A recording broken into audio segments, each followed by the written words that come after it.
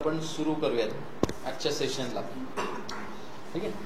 एक आजच्या सेशन तुम्ही सगळे आपण पहिल्यांदा नाही भेटत आहे बॅच मध्ये इथं बसलो बोलून भेटलो आहे एकदा बरोबर आहे ना ओळख. आपण एकदा एक सेशन मला आठवत आहे तुमच्या बॅच घेतलाय मी घेतलाय ना. काय घेतलं त्याच्यावर घेतलं महत्वाचं. तर आजचा हेतू हा आपला MPSCचा जो बदललेला सिलेबस आहे त्या बदललेल्या सिलेबसनुसार जो काही ऑप्शनल निवडायचा आहे त्या ऑप्शनलची निवड आणि त्या ऑप्शनलची निवड कशी करावी याचे सेशन 1-2 झालेले आहेत. त्यानंतर आता शॉर्टलिस्ट करून फायनल हिस्ट्री ऑप्शनल बद्दल चर्चा आपण करणार होतो. फार प्राचीन काळी ऑप्शनल होते MPSC मध्ये 2011 पर्यंत. 11चा मेन्स ही ऑप्शनलची शेवटची मेन्स MPSCच्या ऑप्शनमध्ये होती. आणि त्यानंतर मग ऑब्जेक्टिव्ह 2012 पासून हे ऑब्जेक्टिव्ह मेन्स सुरू झाली. ती 12 ते 22 हे एक 10 वर्ष ऑब्जेक्टिव्हचा कालखंड दिसतो. आता परत बॅक टू पॅव्हलियन MPSC पण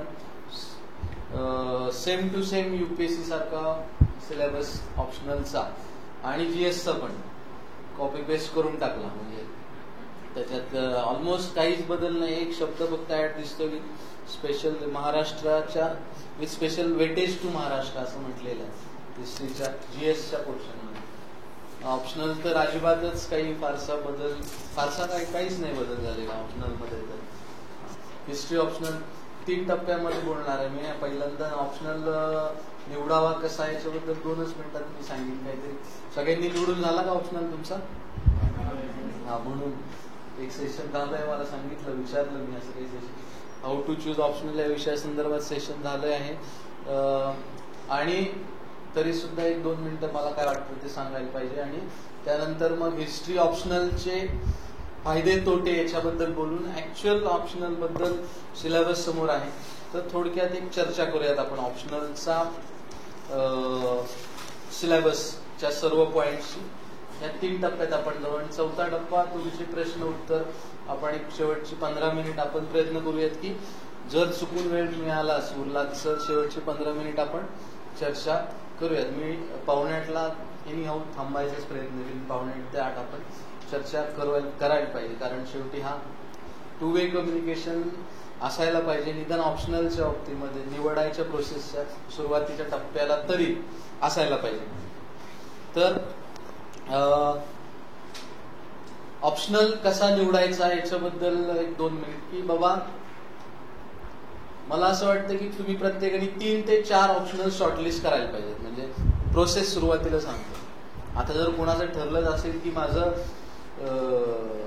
PhD झालंय इतिहासामध्ये तर मग इतिहास निवडायचा तर मग त्याला काही त्यांनी PhD फिजिक्स मध्ये झालाय तर त्यांनी निवडलं वगैरे वगैरे तर ठीक आहे. म्हणजे जनरल सांगतो मी की त्यांनी ज्याचं ठरलेलं आहे त्याच्याबद्दल. पण आता तुम्ही या टप्प्याला आहात की आपण आता ऑप्शनल निवडायचा आहे आणि 2023ला त्याच्यावरती परीक्षा मेन्स द्यायची आहे. आत्ताची तर काही ऑब्जेक्टिव्हच आहे अजून दोन्ही 21 ऑगस्ट आणि जानेवारी मधली मेन्स ती पण तुम्ही देणार आहात असं मी गृहीत धरतो. अटेम्प्ट काही काउंट होत नाही. वाजवून पहा पुंगी वाजली तर वाजली तर मग त्या डेफिनेटली द्यायला पाहिजे सगळ्यांनी 21 ऑगस्टचा. आणि त्यानंतर मग 23ची एक्झाम तर बाबा आता दणदणीत UPSCच्या सिलेबसच्या धर्तीवरतीच झालेलीच आहे टोटलच एकूणच. त्यामुळे त्याच्याबद्दल आपण चर्चा करूया. 3 ते 4 ऑप्शनल फायनल करा म्हणजे लिस्ट डाऊन करा.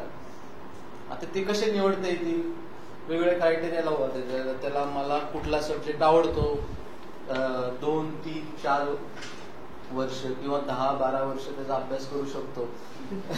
मी जेवढे वर्ष जेवढे आठवण देणार आहात त्या हिशोबात ते 2, 3, 4 वर्ष तरी आपण अभ्यास या विषयाचा करू शकतो ना. तर तेवढी इंटरेस्ट तेवढा राहणार आहे ना. GSला किती फायदा होऊ शकेल तुम्हाला तो सब्जेक्ट क्वेश्चन पेपर बघितल्यानंतर कसं वाटतंय सिलेबस बघितल्यानंतर कसं वाटतंय. गायडन्स रिसोर्सेस पुस्तकांपासून सगळे रिसोर्सेस अवेलेबल आहे का गायडन्स अवेलेबल होईल का या विषयाचा हे सगळे निकष लावा तरी पण जर तुम्हाला डिसाईड करता येत नसेल की बाबा या 2, 3, 4 मध्ये मला वाटते अजून कळत नाहीये, तर मग एक पुस्तक वाचा त्या ऑप्शनलचं, बेसिक कुठलं तरी वाचा. हिस्ट्रीचं सांगाल तर स्टेट बोर्ड किंवा NCERTचं कुठलं तरी 1-2 पुस्तकं वाचून पहा ऍक्च्युअल की तुम्हाला काय वाटतंय की त्याच्यामध्ये हा विषय घेऊ शकेल का. तर अशा पद्धतीने मग लवकरात लवकर म्हणजे पुढच्या 15-20 दिवसात तुम्ही ठरवून टाकायला पाहिजे की ऑप्शनल काय असायला पाहिजे. त्याच्यामध्ये फार जास्त वेळ ठरवू नका.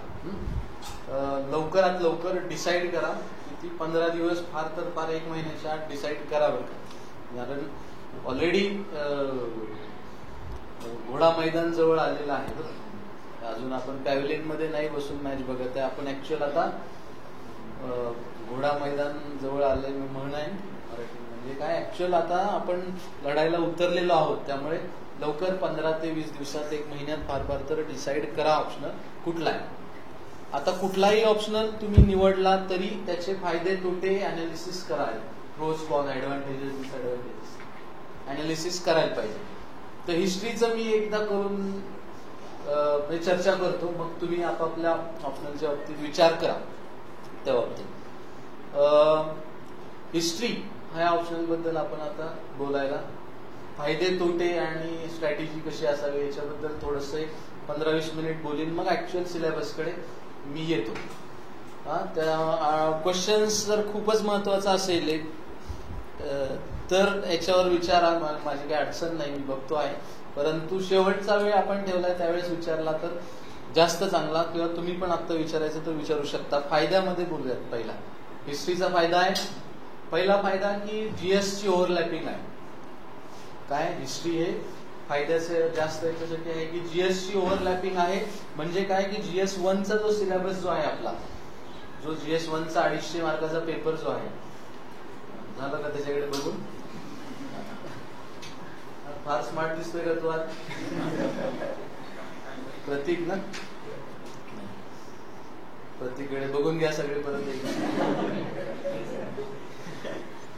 तर GS 1 चा 250 मार्काचा जो आपला सिलेबस आहे त्याच्यामध्ये जे पहिले साधारणपणे 60 पॉइंट्स आहेत ना, ते डिरेक्टली तुम्हाला जीएसच्या सॉरी ऑप्शनलच्या सिलेबसला ओव्हरलॅपिंगच आहे. हिस्ट्री ऑप्शनलच्या त्याच्यामध्ये प्राचीन पण आहे, मध्ययुगीन पण आहे, आधुनिक पण आहे आणि जगाच्या इतिहासाचे पण सब पॉइंट्स आहेत.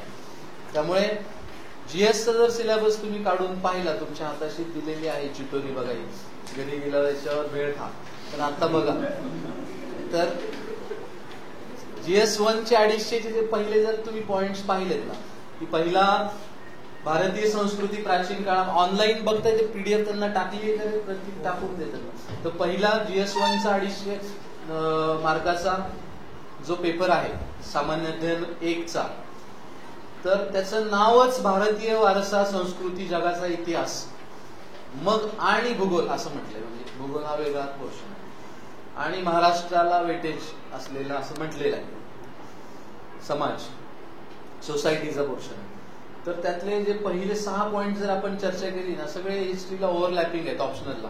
पहिला पॉइंट काय म्हणतो, भारतीय संस्कृती प्राचीन काळापासून आधुनिक काळापर्यंत, पण काय त्याच्यातलं कला प्रकार, साहित्य, स्थापत्य, ठळक पैलू, म्हणजे हा कल्चरल सेक्शन. त्याच्यामध्ये आर्ट, कला, साहित्य आणि स्थापत्य, आर्किटेक्चर या पैलूंचा कधीपासून, प्राचीन काळापासून, भारतीय प्राचीन पासून आधुनिक काळापर्यंत, म्हणजे ओपन एंडेड आहे. प्राचीन काळ याची व्याख्या काय, अश्मयुगापासून काही म्हणू शकतो, स्टोन एज पासून ते सिंधू संस्कृतीपासून ते कुठलाही आधुनिक पर्यंतचा, पण काय कला, साहित्य, स्थापत्य असं. म्हणजे हा डिरेक्टली तुमच्या ऑप्शनलचा भाग आहे. क्लिअरली तुमचा ऑप्शनल झाला असेल तर या ऑप्शनल टॉपिकचा अभ्यास होऊन जातो. पुढचा महाराष्ट्रातली संत चळवळीच्या विशेष संदर्भ असलेली भक्ती चळवळ. तिथं भक्ती चळवळ फक्त महाराष्ट्रात नव्हती, भारतभर होती. इव्हन त्याच्यात सुफीची पण लिंक आहे भक्तीची. बंगाल चैतन्य महाप्रभू, आसाम, गुजरात, राजस्थान मीराबाई, महाराष्ट्राची तर ज्ञानदेवे रचिला पाया तुका झालासे कळसे, अशी मोठी संत परंपरा आहे. ही सगळी हा पण टॉपिक अर्थात तिथे भक्ती चळवळ आणि सगळे कव्हर होते ऑप्शनलला. तिसरा टॉपिक आहे भारतीय आधुनिक भारतीय इतिहास 18व्या शतकाच्या मध्यापासून ते वर्तमान महत्वपूर्ण घटना व्यक्तिमत्व समस्या. म्हणजे वर्तमान आजपर्यंतच आहे बरं, म्हणजे 2022 आणि 23ला तुम्ही देणार परीक्षा. तर आधुनिक भारताचा इतिहास 18व्याच्या मध्ये हा पण क्लिअरली पोर्शन फ्रीडम स्ट्रगल आणि पोस्ट इंडिपेंडन्सचा जो टॉपिक आहे हा सुद्धा परत तिकडे कव्हर होणार आहे ऑप्शनल मध्ये. त्यानंतर पुढचा स्वातंत्र्य लढा, विविध टप्पे, योगदान महत्वाच्या व्यक्तींचं परत ऑप्शनलचा कव्हर होणार आहे बघा. त्यानंतर चौथा पॉइंट झाला हा. पाचवा जो आहे तो स्वातंत्र्योत्तर एकत्रीकरण, देशाची पुनर्रचना, रिस्ट्रक्चरिंग आणि स्वातंत्र्यानंतरचं इंटिग्रेशन. तर हा सुद्धा पोस्ट इंडिपेंडन्सचा परत ऑप्शनलला झालेला टॉपिक. सहावा जगाच्या इतिहासाच्या संदर्भातला आहे. औद्योगिक क्रांती, महायुद्धे, राष्ट्रीय सीमा, वसाहतवाद, डिकॉलनायझेशन, साम्यवाद, भांडवलशाही, समाजवाद इत्यादी राजकीय तत्वज्ञान, त्यांचं स्वरूप, समाजावरील प्रभाव, हे सगळ्याचे सगळे परत ऑप्शनलच्या इतिहासामध्ये इतिहासाच्या ऑप्शनलमध्ये सगळं कव्हर होईल. 6 टॉपिक पहिले जर म्हटले तर सरसकट तुमचे कव्हर होतील. त्या व्यतिरिक्त जे सोसायटीचे टॉपिक आहेत ना, समाज, भारतीय समाजाची ठळक वैशिष्ट्ये, विविधता, हा सुद्धा इनडायरेक्टली कव्हर होतोच आहे. त्याच्यानंतरचा महिला संघटनेची भूमिका, गरिबी, शहरीकरण, भारतीय जागतिकीकरणावर परिणाम, जातीयवाद, प्रादेशिकता, धर्मनिरपेक्षता, हे पण इतिहासाशी संबंधित असलेला टॉपिक आहे, पण सोसायटी पॉइंट ऑफ व्ह्यूने आहे. ठीक आहे, तर त्याची ठळक वैशिष्ट्य. आता खालचे 2 टॉपिक्स फक्त क्लिअरली भूगोलाचे आहे. अदरवाईज उर्वरित जीएसवेनचा उर्वरित सगळा पोर्शन हा सगळ्याचा सगळा तुम्हाला सापडेल की हिस्ट्रीशी संबंधित आहे. त्यामुळे फर्स्ट पॉइंट काय होता आपला ऍडव्हान्टेज मधला की ओव्हरलॅपिंग. हे हिस्ट्रीचा सिलेबस केवळ जीएस मधला नाही, आपण इव्हन GS2 चे काही टॉपिक सांगू शकतो की हे आपली कॉन्स्टिट्युशनल हिस्ट्रीचा जो आहे 1773 रेग्युलेटिंग ऍक्ट फॉर्म तिथपासून तो इंडियन इंडिपेंडन्स ऍक्ट 47 स्वातंत्र्याचा कायदा तिथपर्यंत जो कायद्यांचा इतिहासासारखे टॉपिक आहेत ते सुद्धा आपण इतिहासाला ऑप्शनलला शिकावेच लागणार. पॉलिटीच्या पण खूप सारे सेक्शन्स टॉपिक्स GS2 चे ओव्हरलॅपिंग आहेत. GS3चं काही ओव्हरलॅपिंग नाही. 4चं जे फिलॉसॉफर्स, थिंकर्स, विचारवंत आणि हे भारतीय आणि इतर जागतिक ते इतिहासाच्या सेक्शनमध्ये कव्हर होतात. त्यामुळे GS4चा पण काही सेक्शन आपण म्हणू शकतो. बाकी इंटरव्ह्यूला वगैरे तर इतिहासाचा अभ्यासाचा निश्चितपणे फायदा होतोच, तोटा तर होत नाही. त्यामुळे इतिहास या विषयाचा ओव्हरलॅपिंग बाकीच्या गोष्टींवरती खूप जास्त आहे. त्यामुळे UPSCच्या बाबतीत जर दिसेल की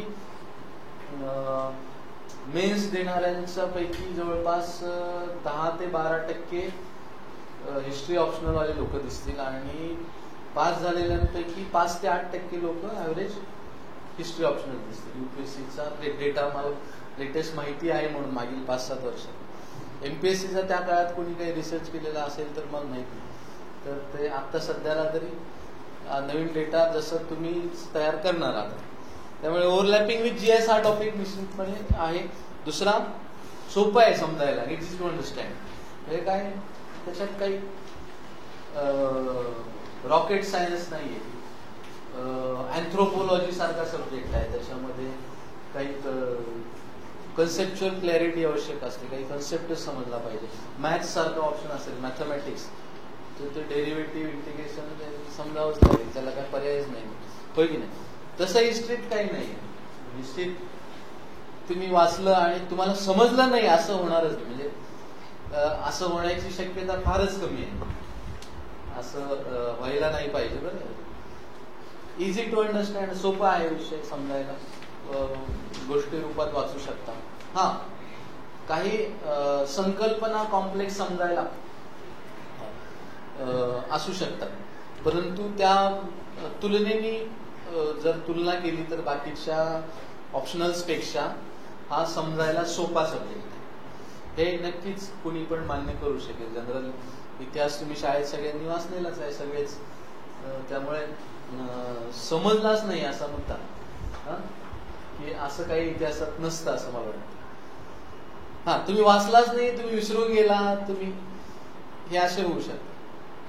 परंतु ते तुम्हाला वाचलं होतं पण समजलंच नाही असं केमिस्ट्रीत होऊ शकतं, फिजिक्स सायन्स रिलेटेड एखाद्या बायोलॉजी झुलॉजी वगैरे असल्या एखाद्या टॉपिकमध्ये होऊ शकतं ऑप्शनल मध्ये, पण हिस्ट्रीमध्ये असं होत नाही. तिसरा फायदा आहे की भरपूर सारी पुस्तकांची यादी उपलब्ध आहे हिस्ट्रीला, बरोबर आहे की. हिस्ट्रीला प्रचंड पुस्तकं, म्हणजे उलटा आहे हिस्ट्रीला की अरे आता काय नाही वाचायला पाहिजे ते ठरवावं लागतं हिस्ट्रीच्या बाबतीत. कारण प्राचीन भारत म्हटलं की कोणतरी म्हणतं की अरे स्टेट बोर्ड वाचलं का, दुसरा म्हणतो नाही मी एनसीईआरटी वाच, तिसरा म्हणतो अरे हे सगळं सोड ते आर एस शर्मा वाच, तिसरा म्हणतो अरे तुम्ही आउटडेटेड झाले रोमिला थापर वाचा, नंतर चौथा म्हणतो रोमिला थापर जुनी झाली आहे तर उपिंदर सिंग यांचं वाचा. एक म्हणतो की नाही नाही वेगळं वाचलं पाहिजे, wonder that was India L भाषण यांचं वाचलं पाहिजे. नाही म्हणतोय दुसरा के सागरचं भाषांतर वाचा. असं म्हणजे वेगवेगळे लोक, पण तुम्हाला सोर्सेसची कमतरता सापडणार नाही. म्हणजे सोर्सेस उलटा आहे हिस्ट्रीच्या बाबतीत की तुम्ही उलट नॅरो डाऊन करावे लागतील की अरे हे एवढेच 2 वाचू बाकी फार नको वाचायला, असं करावं लागेल. एवढे सोर्सेस हिस्ट्रीला उपलब्ध आहेत की नाही माहिती आहेत ना तुम्हाला? हो म्हणा मग. तर भरपूर सारे रिसोर्सेस चांगले उपलब्ध आहेत. आता नोट्स सुद्धा हे मार्केट जबरदस्त कामाला लागलेलं असणार आहे आता, त्यामुळे जबरदस्त असं 2 तासात हिस्ट्री ऑप्शनल कम्प्लीट करणाऱ्या नोट्स वगैरे येतील मार्केट एकदम 21 अपेक्षित टाईप नाही का, ते मेन्सचे करायचे ना ऑब्जेक्टिव्हचे सगळे तशा टाईप काहीतरी एक पुस्तक वाचा आणि एमपीएससी पास व्हा, अशा प्रकारची पुस्तकं नोट्स वगैरे येतील मार्केटमध्ये. अजून तसं भरपूर येत राहील. सोर्सेस त्यामुळे डेफिनेटली मान्य करावं लागेल की हिस्ट्रीचे सोर्सेस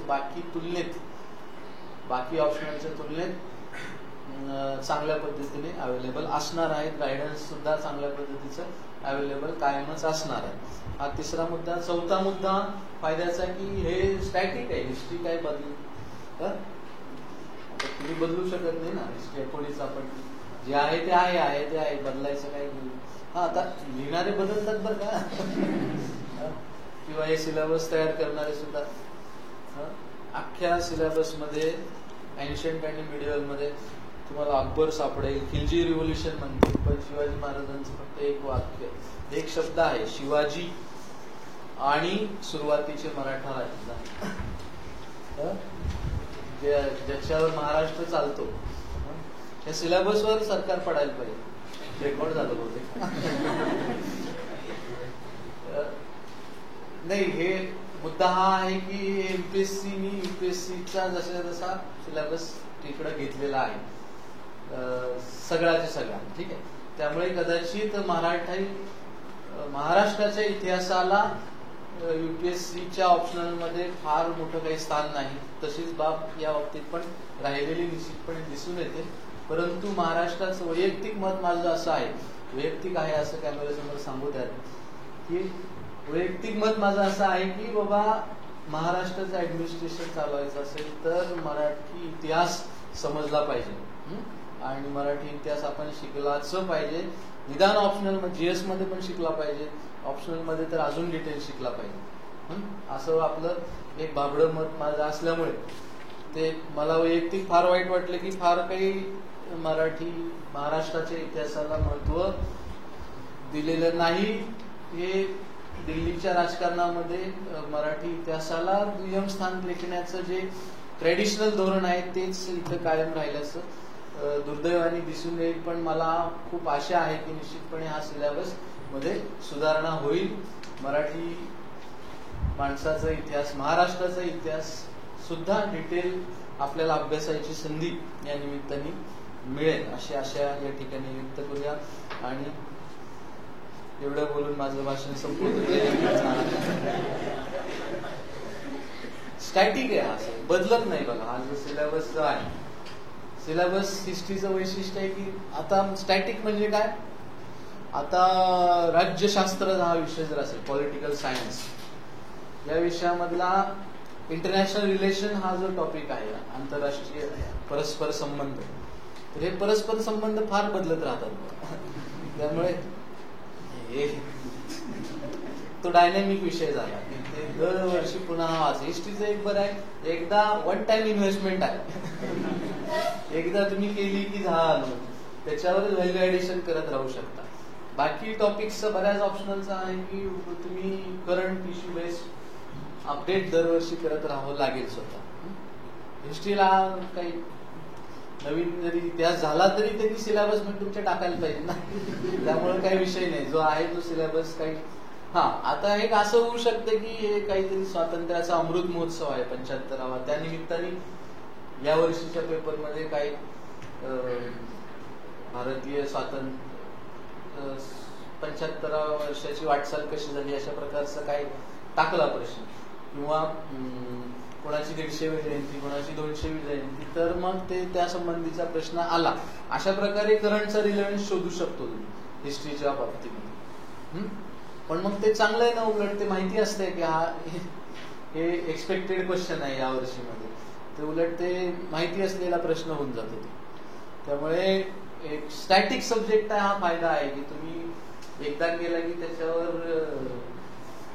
आयुष्यभर लढाई देऊ शकता. म्हणजे तुमची 2 अटेम्प्ट 3 अटेम्प्ट 4 एकदा केलेल्या अभ्यासाच्या आधारे. त्यामुळे एक स्टॅटिक सिलेबस असल्याचा फायदा, हे 4-5 फायदे साधारणपणे सांगता येऊ शकतील. आता तोट्यांकडे आपण वळूयात. तोटे म्हणण्यापेक्षा की कदाचित जर हा मी सांगतोय तो मुद्दा तुम्हाला लागू असेल तर तुम्हाला या ऑप्शनलचा त्रास होऊ शकतो, असं होऊ शकतं. बरं, म्हणजे असं काही असं अजिबात नाही असं माझं म्हणणं आहे, पण तरी पण आता ही बाजू पण मला सांगायला पाहिजे, कारण शेवटी तुमचं बॅलन्स्ड ओपिनियन तयार व्हायला मी दोन्ही बाजू सांगेल पाहिजे. पहिला तोटे किंवा डिसएडव्हान्टेज किंवा काय त्याचं म्हणता येईल अशा प्रकारचा मुद्दा की इतिहासाची तुम्हाला आवड नसेल ना या विषयाची तर अडचण होऊ शकते.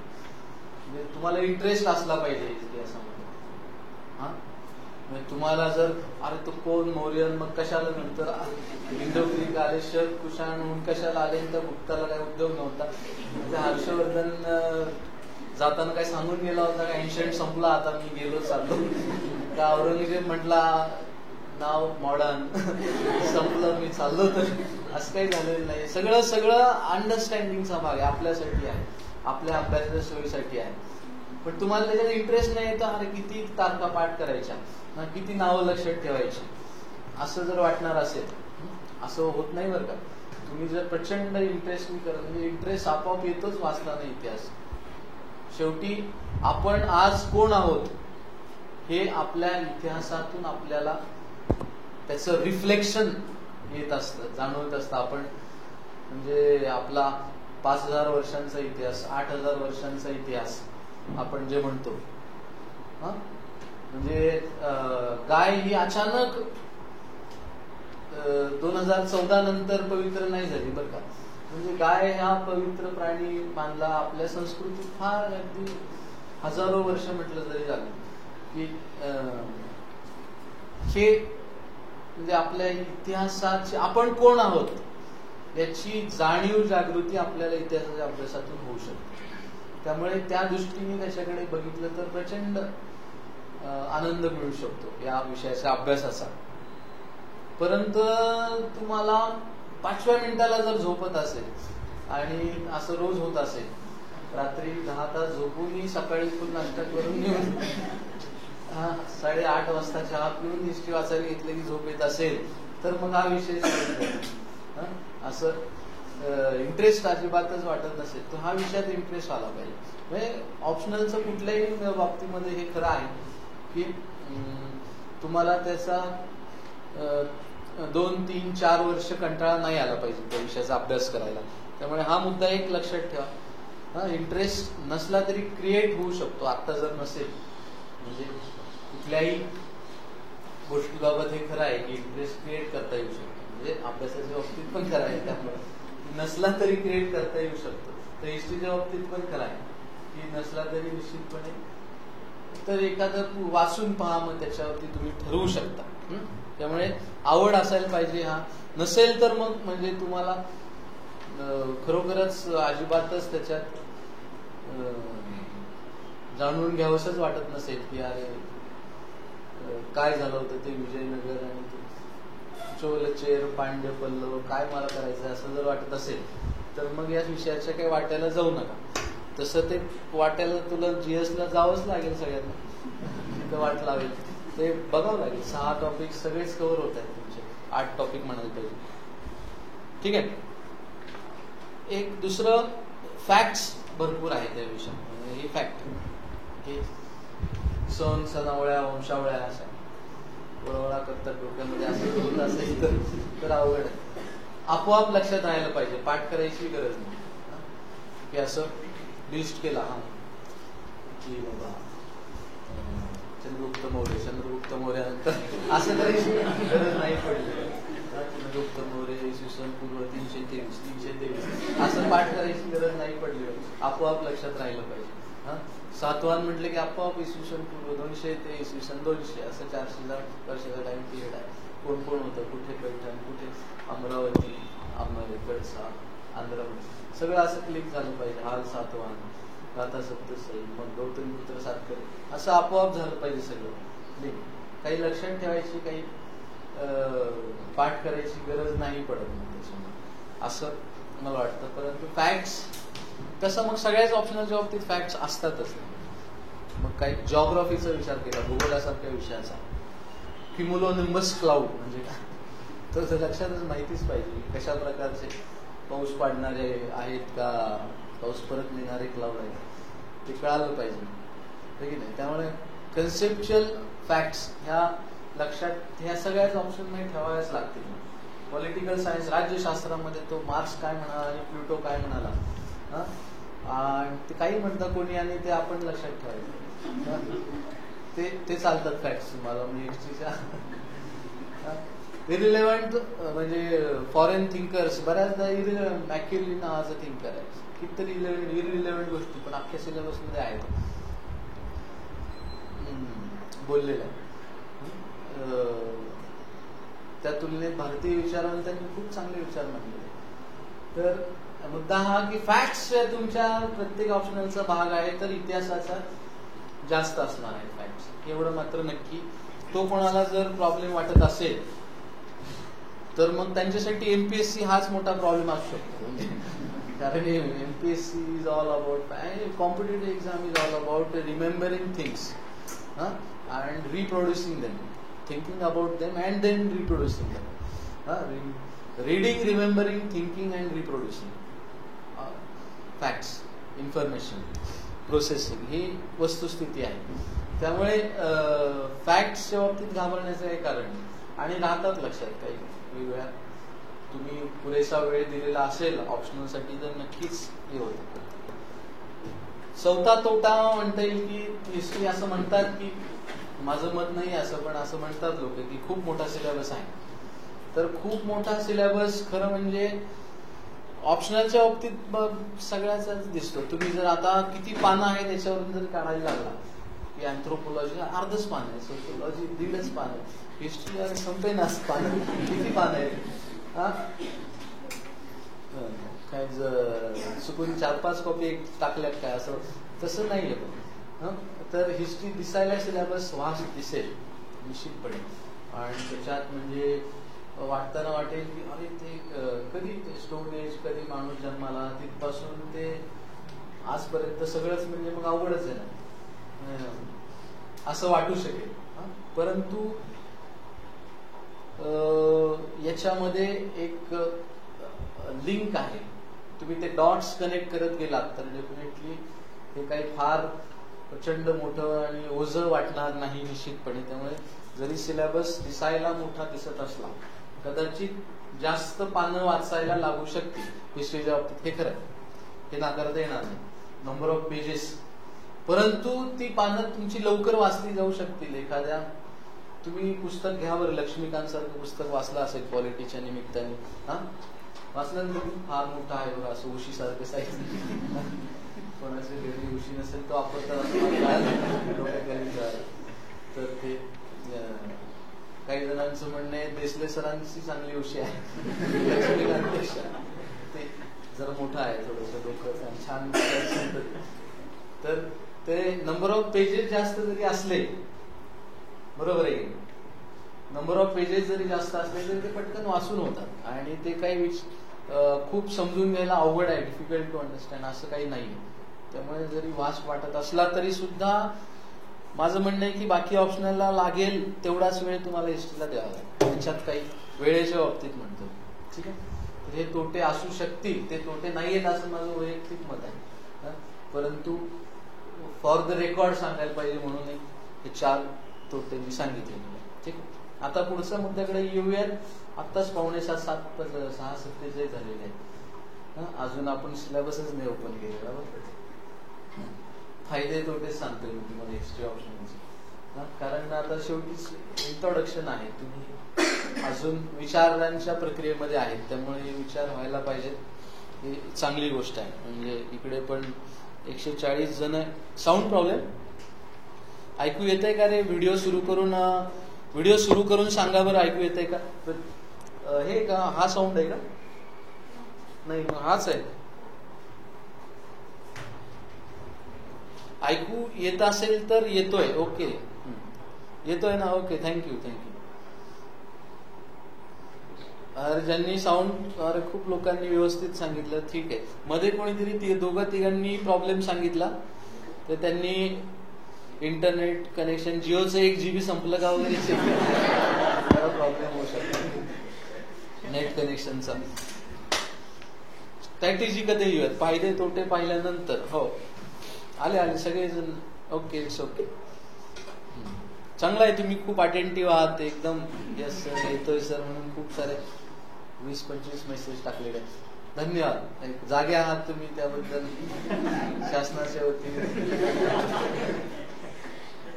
दिलगिरी व्यक्त करतो. स्ट्रॅटेजी बद्दल बोलायला पुढचा मुद्दा.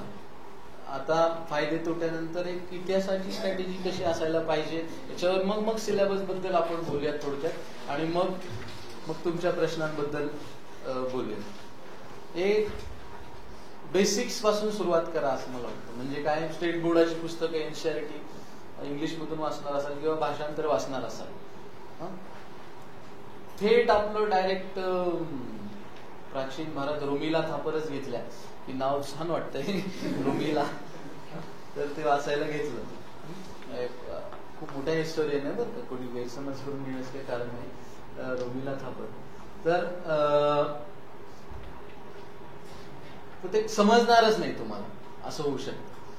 म्हणजे सगळे शब्द समजतायत, वाक्यही समजलं, पण त्याच्यातनं काय म्हणायचं ते समजलं नाही, असं होऊ शकतं. ठीक आहे, त्यामुळे आधी एक बेसिक वाचलं पाहिजे. निदान एक किती 6वीला का 5वीला प्राचीन भारताचं इतिहासाचं पुस्तक आहे, 5वीला का 6वीला काहीतरी आहे, 6वीला आहे ना, तुम्हाला जास्त माहिती ना.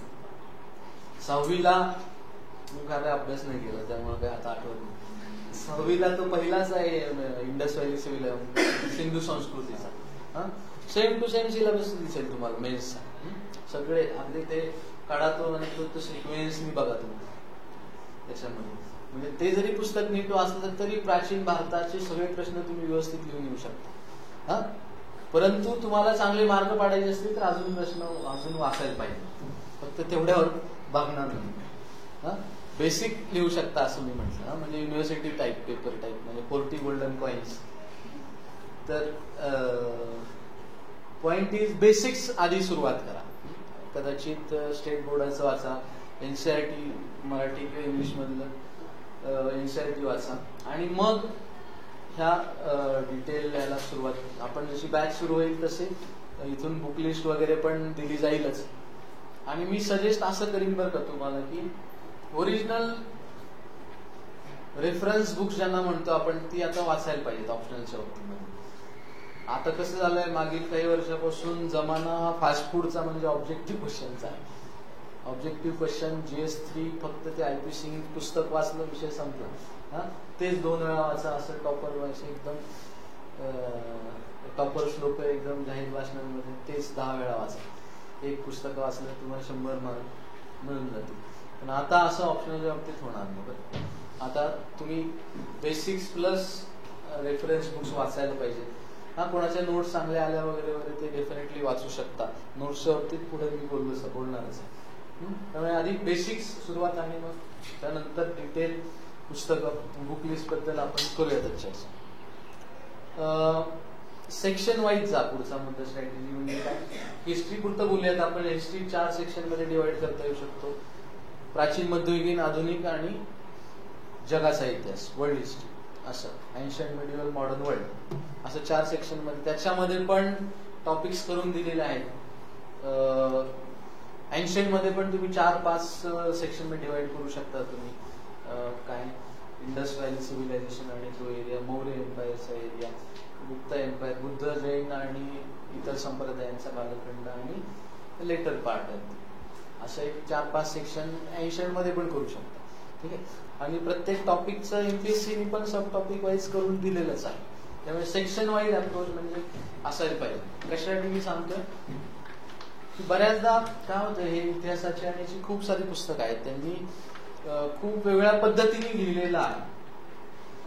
तर ते आपल्या सिलेबसला धरून आपण जायला पाहिजे, याला धरून.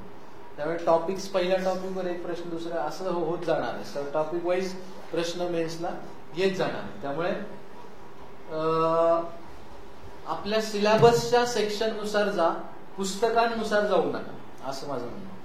कशामुळे? कारण सिलेबस महत्वाचा आहे आपल्याला. ते मॉडर्नला कोणीतरी सांगितलं, बंडोपाध्याय यांचं प्लास्टिक टू पार्टिशन खूप चांगलं आहे, ते खूप चांगलं. पण त्यांनी गप्पा मारल्यात भरपूर साऱ्या. मराठीत वाचत असाल तर गाठाळ कठारे माहिती आहेत ना पुस्तके, ऐकलेत नाव, चांगले. त्याचं पण अनिल कठारे, अनिल नाव असल्यामुळे गप्पा मारायची सवय असते. त्यांनी भरपूर गप्पा मारल्यात अशा काही तिकडं. पुस्तक अतिशय उत्तम आहे, चांगलंच आहे. परंतु मग पॉइंट इज आपल्या सिलेबस आणि ते पुस्तक याची लिंक लागली पाहिजे. त्यामुळे सेक्शन वाईज, सिलेबस वाईज पुढे जायला पाहिजे. स्ट्रॅटेजीचा भाग सिलेबस आणि क्वेश्चन पेपर याचा रेफरन्स घेऊन. आता क्वेश्चन पेपर कुठले युपीएससीचे घेऊ शकता आणि 2011 आणि पूर्वीचे एमपीएससीचे पेपर तुम्हाला दिले जातील इथे. ते क्वेश्चन पेपर्स आणि सिलेबस याच्या आधारे आपण पुढे जायला पाहिजे. ठीक आहे. तिसरा पॉइंट, नोट्स काढायला पाहिजे. आता काय होत होतं की ऑब्जेक्टिव्ह असताना नोट्स काढले नाहीत वगैरे वगैरे हे चालू शकत होतं. आता नोट्स काढायला पाहिजेत असं माझं वैयक्तिक मत आहे, विशेषतः ऑप्शनलच्या बाबतीत. कारण का की काय, शेवटी एमपीएससीने काय सांगितलं, हा सिलेबस आहे वगैरे वगैरे. काही माझ्यासारखे अतिशहाणी लोक तुम्हाला बुक लिस्ट वगैरे पण देतील, परंतु नंतर काय एमपीएससी सांगते की बाबा हे 3 तास येऊन लिहून जा.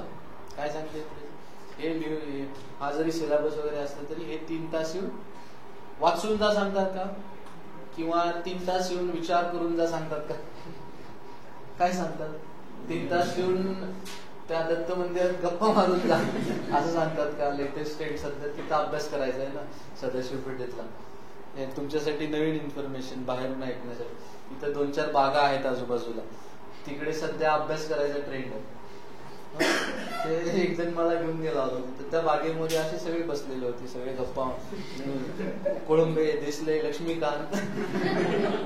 आता म्हटलं की आपण कदाचित आउटडेटेड झालो बहुतेक असं वाटलं. अशा पद्धतीने अभ्यास करता येतो असं आम्हाला माहितीच नव्हतं. दत्त मंदिरात बसून अभ्यास छान होतो असं मग म्हटलं, अरे वा, हे माहित असतं तर आम्हाला म्हटलं खूप छान झालं असतं. परंतु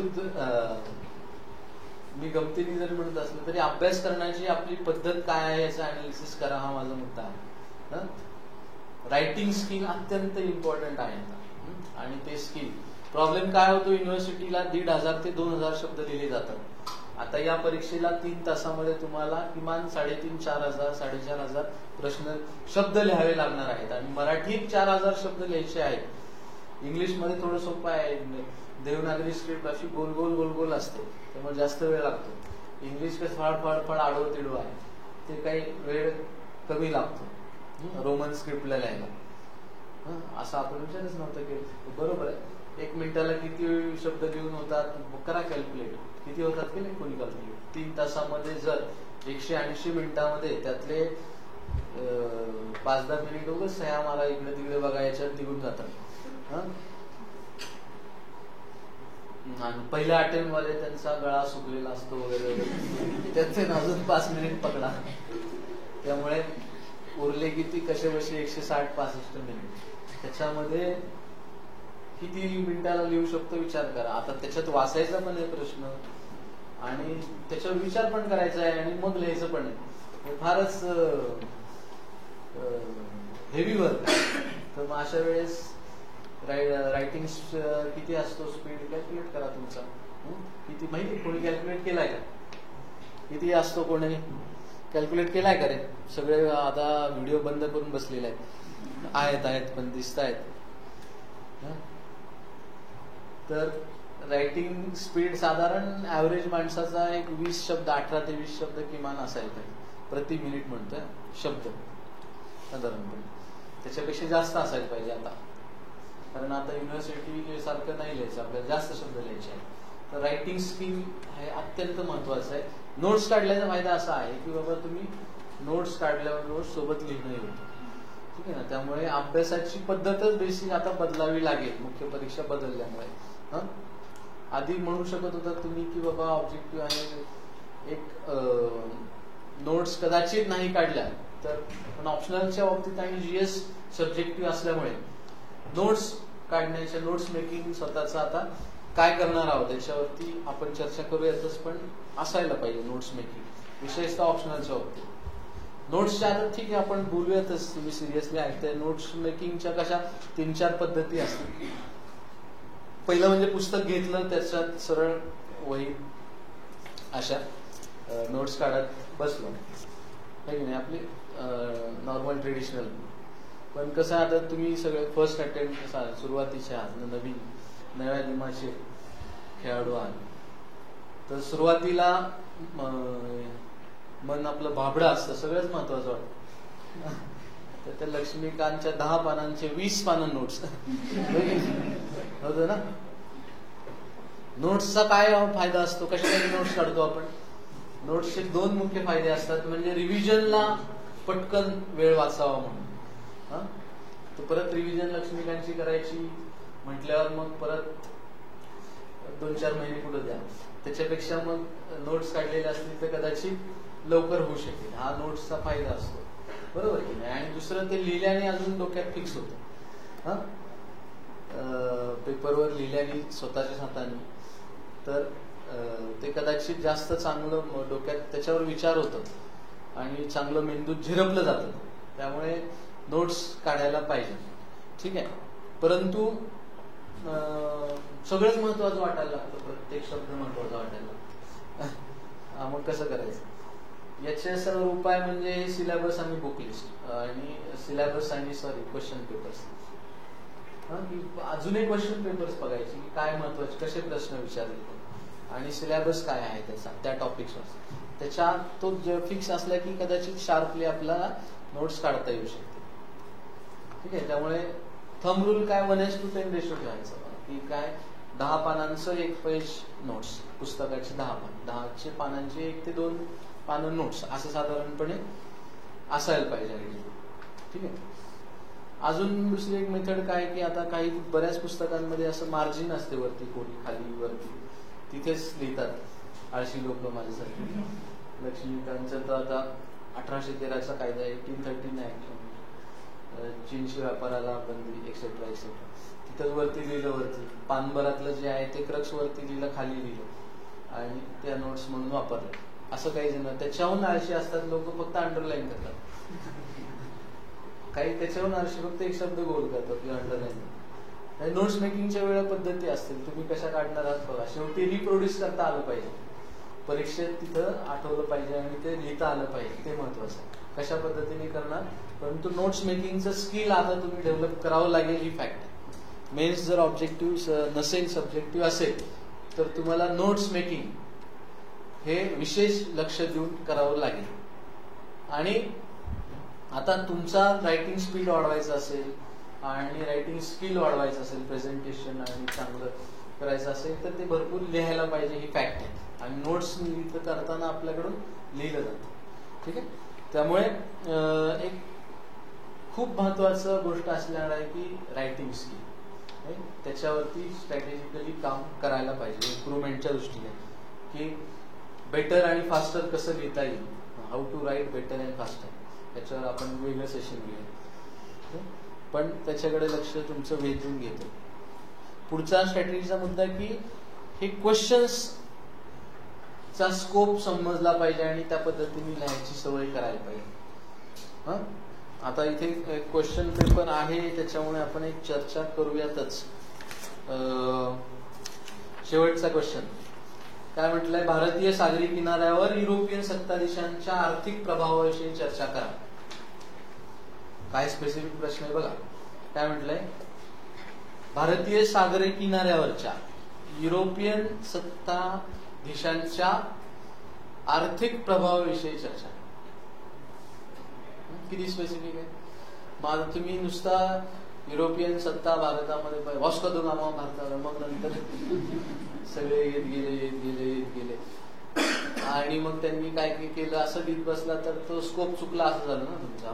स्पेसिफिक प्रभाव युरोपियन सत्तांचा, आणि तो फक्त आर्थिक प्रभाव विचारलाय, राजकीय विचारलेलं नाही, सांस्कृतिक विचारलेलं नाहीये, बरोबर आहे की नाही, कल्चरल विचार. तुम्हाला काय विचारलं, फक्त आर्थिक प्रभावाची चर्चा करा. डिस्कस म्हटलेलं आहे, डिस्क्राईब म्हटलेलं आहे. मग हा प्रश्नाचा स्कोप समजणे म्हणजे काय म्हणायचं मला लक्षात येईल तुमच्या, की बाबा हे प्रश्नच समजून घ्या, खूप स्पेसिफिक आहे आणि ऑप्शनल प्रत्येक कुठलाही निवडला तरी हे खूप महत्वाचं असणार आहे. काय नाही तर प्रॉब्लेम हे कशासाठी सांगतो माहिती का मी, आपल्याला युनिव्हर्सिटीची सवय असते, तुम्ही विचारायचं ते विचारा, आम्ही लिहायचं ते लिहिणार. ह्यातलं काय, भारतीय किनारा माहिती आम्हाला, युरोपियन सत्ताधीश माहिती आम्हाला, चला भारतीय किनारा आणि युरोपियन सत्ताधीश याच्यावर आम्ही लिहितो. बाकी तुमचं स्वातंत्र्य प्रश्न विचारायचं तसं आमचं पण स्वातंत्र्य उत्तर, अशा पद्धतीने उत्तर लिहून चालत नाही.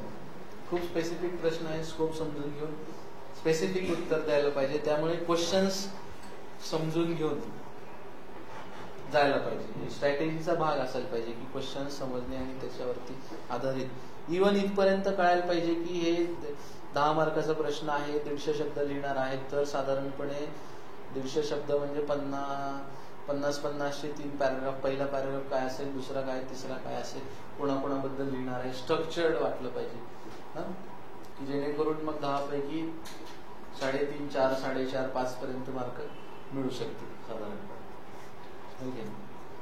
आता ते गेले दिवस ऑब्जेक्टिव्ह 2 पैकी 2 नाही, आता तसं नाही. पुढच्या मुद्द्याकडे येऊयात आपण की हिस्ट्रीचा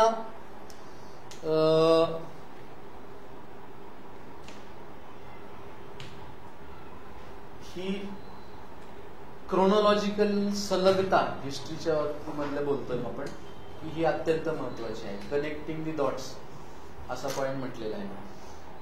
लॉग आउट झालं का रे, काय केलं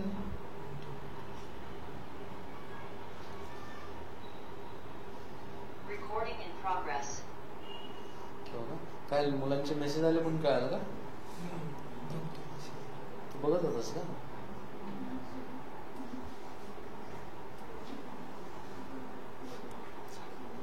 येस, चला ऑडिओ व्हिडिओ सुरू केलेला आहे. काहीतरी गडबड झाली होती सगळ्यांना. हा नेटवर्क इश्यू होता. येस, आता ऐकू येत असेल तर थम्स अप, एक व्हिडिओ सुरू करून किंवा मग हे. Yes yes yes, okay okay, thank you. तर पुढे सुरू करूया.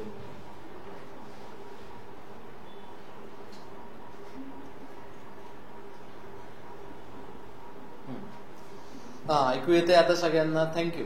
आपण आता एक प्रश्न डिस्कस करत होतो सगळ्यांच्या माहितीसाठी की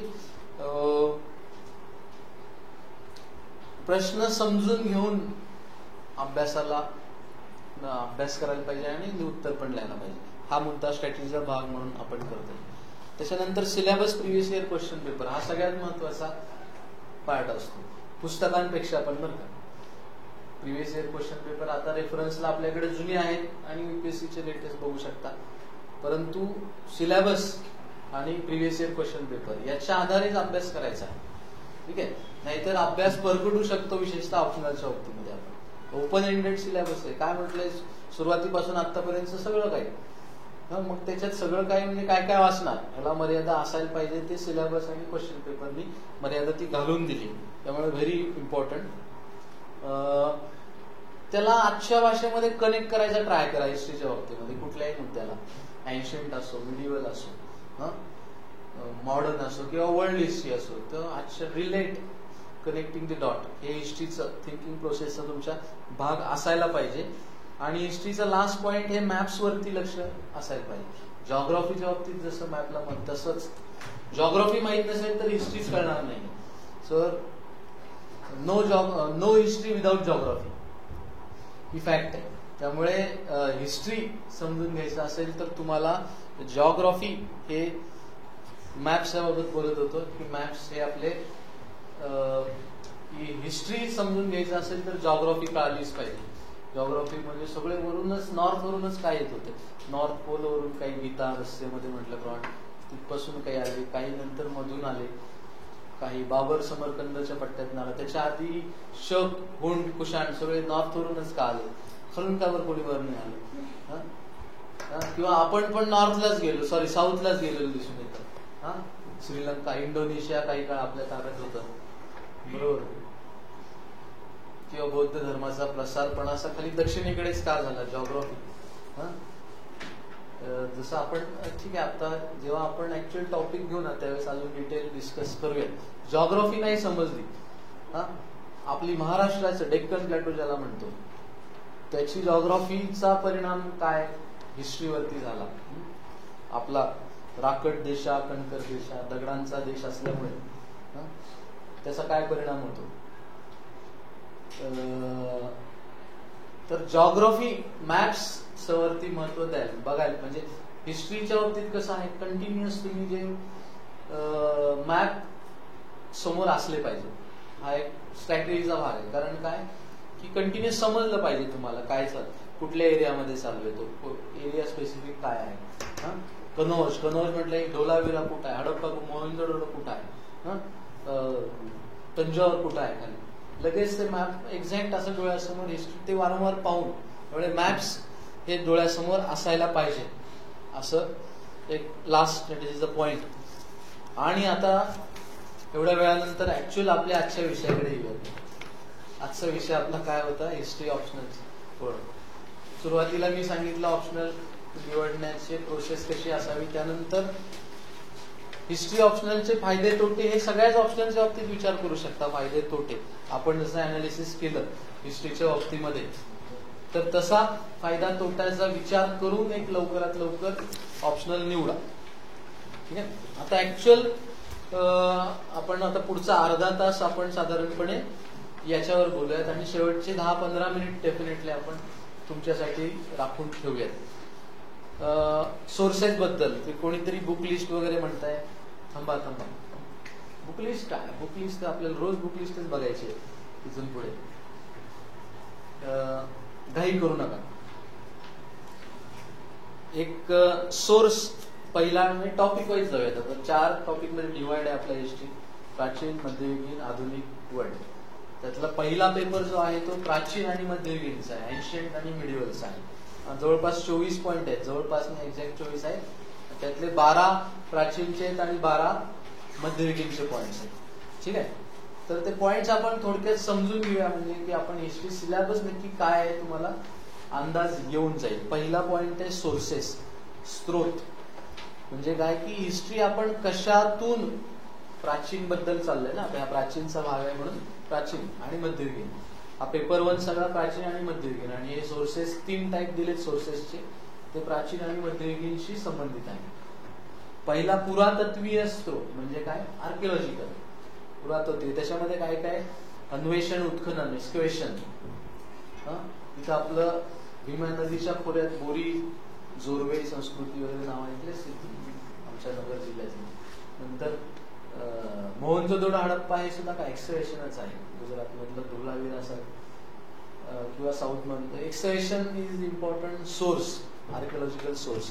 भांडी कशी आहेत एक्सकॅव्हेशन मधली, दगड कशी आहेत तिथले, त्याच्यावरून बऱ्याच गोष्टींचा अंदाज येऊ शकतो. त्यामुळे सोर्सेस काय आहेत तर एन्शियंटचे हेच आहेत.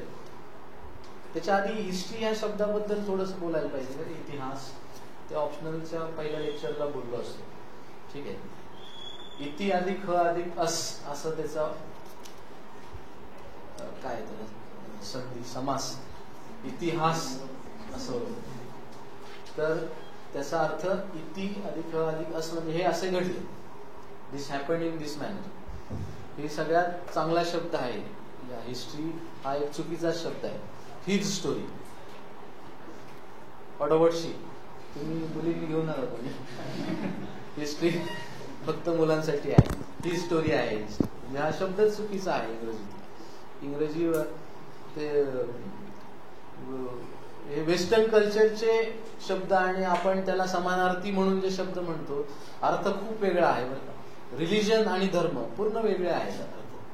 रिलिजन ही संकल्पनाच वेगळी आहे, धर्म ही संकल्पनाच वेगळी आहे. आपण भाषांतर, कारण काय त्या भाषेचं दुर्दैव त्याच्यात दुसरा शब्द या अर्थाचा नाहीच आहे. धर्म ही संकल्पनाच नाही त्यांच्याकडे. पंथ ही संकल्पना आहे, धर्म ही नाही. तर तसंच इतिहास हा शब्द खूप चांगला आहे हिस्ट्रीपेक्षा. बरोबर आहे ना. History is a continuous dialogue between past and present. What is history पहिलं लेक्चर आपण ऑप्शनचं तेव्हा करू. आता हिस्ट्री बद्दल नको बोलायला, हिस्ट्री बद्दलच बोलतो, शब्दाबद्दल नको बोलायला. सोर्सेस 3 आहेत, पुरातत्वीय, साहित्यिक आणि साहित्यिक मध्ये भारतीय आणि परकीय असे 2 केले. ठीक आहे. तर हे सोर्सेस बद्दल कुठल्या प्राचीन आणि भारतीय देशामध्ये इव्हन तुम्ही आता 5वीचं पुस्तक वाचलंय म्हणता इतिहासाचं, त्याच्यात प्राचीन भारतात त्याच्यात पहिला तो हाच आहे ना सोर्सेस. अशी नाण्यांची चित्र आहेत, एक पशुपती सारखा कुठला तरी देवाचं सील आहे.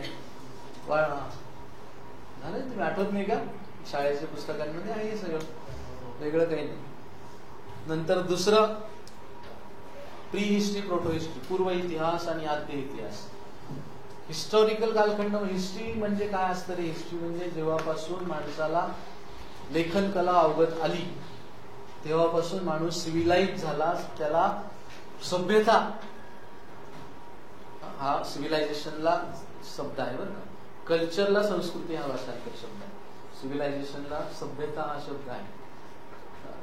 सिव्हिलायझेशन ला सुरुवात कधी झाली आपण असं मानतो की जेव्हा आपण लिहायला आणि अर्थात म्हणून वाचायला पण शिकलो, तेव्हापासून माणूस तेव्हा त्या माणसाच्या इतिहासाला सुरुवात झाली असं म्हणतात. तो ठिकठिकाणचा कालखंड वेगळा आहे. युरोपातला इतिहास कालखंड वेगळा आहे, भारतातला वेगळा आहे, सुमेरियन संस्कृती, पर्शियन, इराणियन त्यांचा वेगळा आहे, आणि लॅटिन अमेरिका आणि जपानचा वेगळा आहे. लेखन कला अवकत. तर भारतापुरतं बोलायचं झालं तर सिंधू संस्कृती साधारणपणे, आणि आता काही जणांचं म्हणणं आहे वैदिक संस्कृती ही सिंधू संस्कृतीच्या आधीपासून होती वगैरे वगैरे, ते वादाचे मुद्दे. परंतु आपल्या सिलेबसनुसार वैदिक संस्कृती, आद्य संस्कृती आणि तिचा लेखन कला त्या काळामध्ये निश्चितपणे अवगत होती. आणि सिंधू संस्कृतीचा कालखंड जर म्हणायचा झाला तर साधारणपणे इसवी सन पूर्व 2600-2700 ते इसवी सन पूर्व 1600 असं साधारण 800 ते 1000 वर्षांचा सिंधू संस्कृती. त्या काळात लेखन कला अवगत होती, पण आपल्याला अजून ती लिपी कळालेली नाही. We are still unable to decipher that script. म्हणजे ती स्क्रिप्ट आपल्याला कळाली, पण तरी पण लिपी होती. प्री हिस्ट्री, पूर्व इतिहास म्हणजे काय की लिपीच माहीत नसण्याचा, लेखन कला माहीत नसल्याचा काळ. अश्मयुग, स्टोन एज, त्याच्यात मग पॅलिओलिथिक, मिझोलिथिक, निओलिथिक वगैरे वगैरे पार्ट्स पाडले जातात. म्हणजे दगड कशा प्रकारचे त्याच्यावर.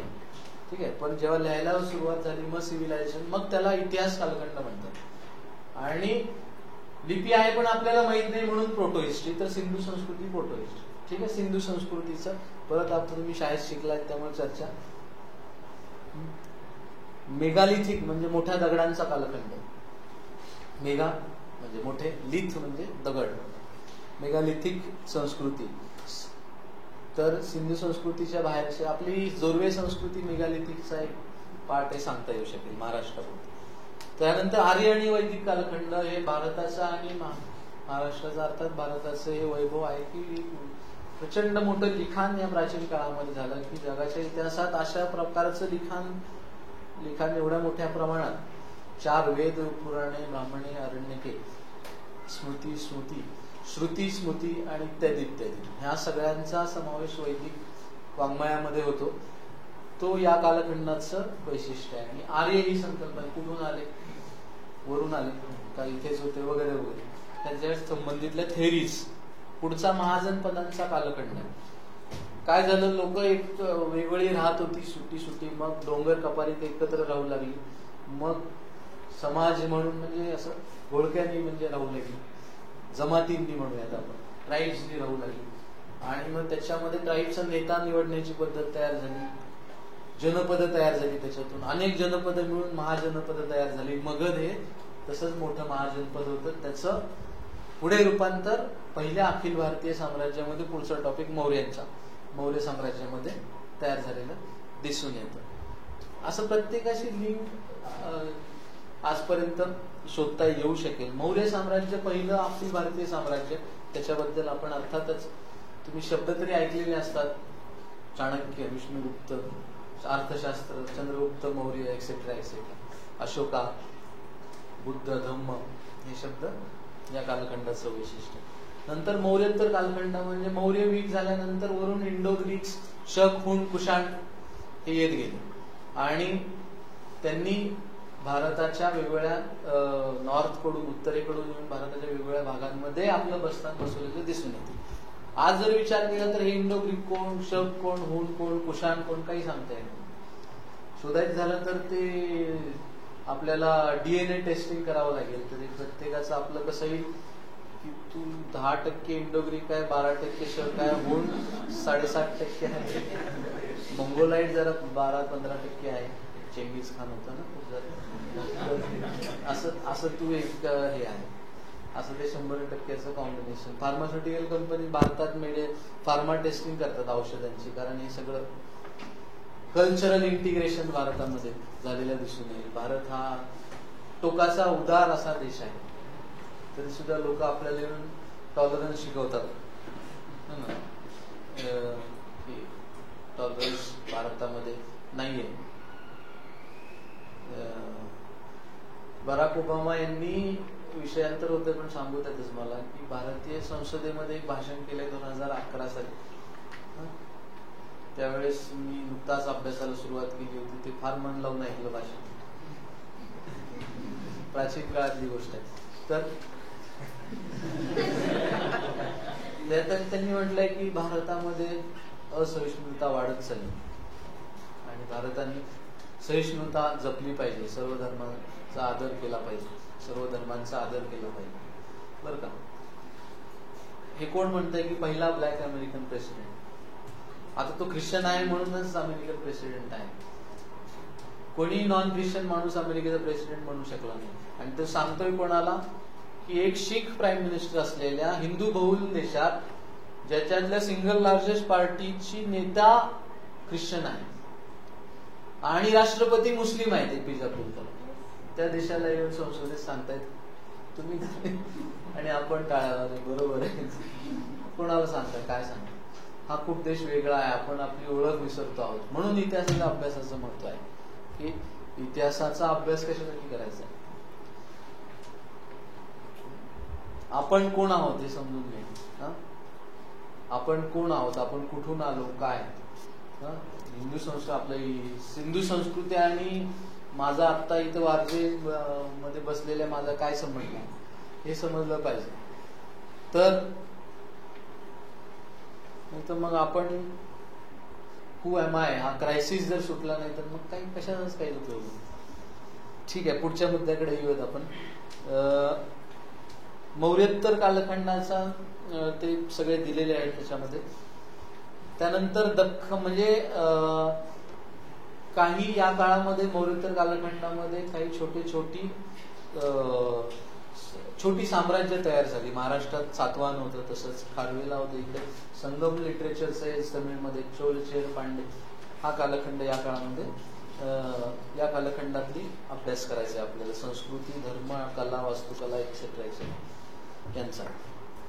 त्यानंतर गुप्त पिरियड आहे, दुसरं ऑल इंडिया एम्पायर म्हणता येईल गुप्तांचा. त्यानंतर खाली वाकाटक होते, मग खाली वर्धन होते, हर्षवर्धन. त्यानंतर त्यांचं कालखंडातली वैशिष्ट्ये बघा, सामंतशाही हा शब्द दिसेल, जाती व्यवस्था हा शब्द दिसेल. जाती व्यवस्था हा शब्द आता आला.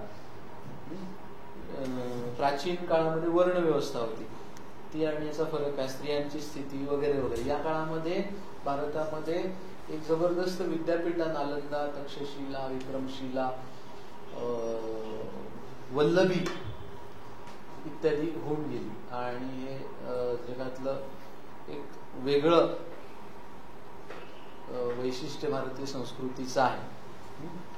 त्यातलं बरंचसं नष्ट त्या काळामध्ये नंतर केलं गेलं, परंतु तो आता पुढचं जे आपल्याला माहिती त्याचा अभ्यास या टॉपिकमध्ये पुढे. गुप्तोत्तर काळामध्ये म्हणजे गुप्तांचे फिडर नंतर राजे झाले, कदंब, पल्लव, बादामी, चालुक्य आणि मंदिर आर्किटेक्चर त्या काळातली, अरबांचं सुरुवात भारतामध्ये यायला झाली होती वगैरे.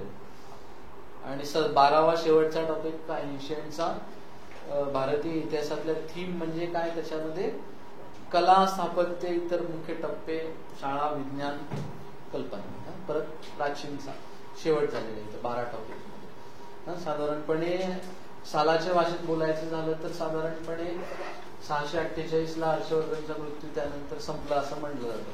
750 पासून आपल्या सिलेबसमध्ये मध्ययुगाची सुरुवात केलेली दिसून येते तुम्हाला. ते काय हर्षवर्धन सांगून नाही गेला की चलो मैं चला अब एन्शियंट खतम, असं काही नाही झालेलं. हे आपल्या अभ्यासाच्या सोयीसाठी. औरंगजेब सांगून नाही गेला आता मी चाललो उद्यापासून मॉडर्न, असं काही नाही झालं. ब्रिटिश किंवा वॉरन हेस्टिंग, रॉबर्ट क्लाइव्ह म्हटले नाही की चलो मॉडर्न, असं काही नाही. आपल्या अभ्यास सोयीसाठी काळाचं कॅरेक्टर चेंज होत गेलं त्यानुसार आपण ते टप्पे पाडलेले आहेत. असं आपण डिटेल आपण तसं लेक्चरमध्ये सेशनच्या आपण करूयात अभ्यास. 750 ते 1200 याबद्दल आहे चर्चा. आता एक पुढचे कसं आहे 100, 200 वर्षाचा एक टॉपिक असा घेतलेला आहे आणि त्याच्यात सुरुवातीला राजकीय, मग आर्थिक, सांस्कृतिक आणि कला, विज्ञानशी संबंधित मुद्दे असं घेतलेलं दिसून येईल तुम्हाला. 14वा टॉपिक पाहिला तर सांस्कृतिक दिसेल. 13वा राजकीय, 14वा सांस्कृतिक. कुठला कालखंड 750 ते 1200. 15वा परत राजकीय आहे 13व्या शतकाचा, सल्तनतीची सुरुवात आहे इथं. गझनीचा मोहम्मद होऊन गेला 999 ते 1926, 999 ते 1026 या 27 वर्षात जवळपास 17 वेळा भारतावरती आक्रमण करून बरेच काही लुटून घेऊन गेला गझनीचा मोहम्मद. तो एक वर्षी भारतात यायचा, खूप काही लुटून घेऊन जायचा, लुटण्यासारखं भरपूर होतं आणि नंतर पुढच्या वर्षी तिकडे इराणच्या शहावर आक्रमण करायचा, तिकडून हारायचा, परत पुढच्या वर्षी पैसे संपलेले असायचे म्हणून परत भारताचे पैसे सगळ्यांना माहिती असायचं आता 2 वर्ष या वर्षी येणार आहे, हे पण माहिती असते इकडून येणार आहे. पण मग राजपूत राजे सांगायचे त्या राजाकडे खूप साधं कोहिनूर आहे, जा तिकडे. हे अशा पद्धतीचं मध्ययुगाचं आपल्याला दिसून येईल वैशिष्ट्य. 13व्या शतक परत सल्तनतीची सुरुवात. घोरी मोहम्मद घोरी जो आहे, घोरीचा मोहम्मद, त्याचा जो गुलाम होता कुतुबुद्दीन ऐबक 1206ला दिल्ली सल्तनतीची स्थापना म्हणता येऊ शकेल या घटनेला. तर राजकीय 13वं शतक. 14वं शतक खिलजी क्रांती म्हटलेलं, रणबीर सिंग आवडतो यांना त्याच्यामुळे. खिलजी ती क्रांती आणि शिवाजी ते काय, शिवाजी आणि सुरुवातीचे मराठा राज्य, ती क्रांती नव्हती लक्षात ठेवा. किंवा ते महाराष्ट्रात ते झालं ते कधीच क्रांती नव्हतं. ज्या खिलजीनी बुत शिकन म्हणून घ्यायचा होता, म्हणजे मंदिर तोडणारा, तो मात्र क्रांतिकारी, क्रांतीवीर. जाऊ द्या माझ्यावरती केस होईल आता. हा सिलेबस बदलायला पाहिजे होता, याच्यामध्ये बदल आवश्यक होते असं माझं वैयक्तिक मत काय मांडतो या ठिकाणी. की आपण मराठी म्हणून महाराष्ट्राचा इतिहास आपण डिटेल शिकणं आवश्यक होतं. ठीक आहे, हे शिकायचं नाही असं मी म्हणत नाही, अर्थात ऑफकोर्स शिकायलाच पाहिजे, हा आपल्या इतिहासाचा भाग आहे, आपल्या संस्कृतीचा भाग आहे. परंतु आपण कोण आहोत हे योग्य पद्धतीने शिकायला पाहिजे असं माझं वैयक्तिक परत एकदा मत आहे. अल्लाउद्दीन खिलजी आणि त्याचं सगळे विजय हा अत्यंत महत्वाचा इतिहासातला भाग असल्यामुळे अख्खा 14वा टॉपिक हा सिलेबसचा भाग आहे. 13व्या आणि 14व्यातला सांस्कृतिक पुढचा मुद्दा आहे 17वा, म्हणजे पॉलिटिकल आधी मग सांस्कृतिक, हा सिक्वेन्स तसाच आहे. परत 18वा मुद्दा जो आहे तो 15व्या आणि 16व्यातला सांस्कृतिक पॉलिटिकल आधी, त्याच्यात मग आता ठिकठिकाणचे वेगवेगळे साम्राज्य तयार होताना दिसून येते. म्हणजे काश्मीर मधलं एक साम्राज्य झैनुल अबिदीनचं, नंतर गुजरात मावळा विजयनगर या काळात होतं, मुघलांची सुरुवात बाबर हुमायून एक्सेट्रा एक्सेट्रा. ठीक आहे, 15व्या 16व्यातल्या संस्कृतीचा पुढचा 19वा टॉपिक आहे. नंतर अकबर 20वा, म्हणजे मुघल सम्राटांमधला खरोखरच ज्याला आपण बादशाह म्हणायला हरकत नाही असा अकबर, त्याच्याबद्दल डिटेल त्यांनी दिलेला आहे 20वा मध्ये. 21वा आता पुढे राजकीयच आहे, म्हणजे जहांगीर, शहाजहान, औरंगजेब. बघा आता सगळ्यांची नावं आहेत बरं, कोण बाबर, हुमायून, नंतर जहांगीर, शहाजहान, औरंगजेब, हा, आणि इथं कोणाचं नाव आहे शिवाजी आणि सुरुवातीचे मराठा राजे.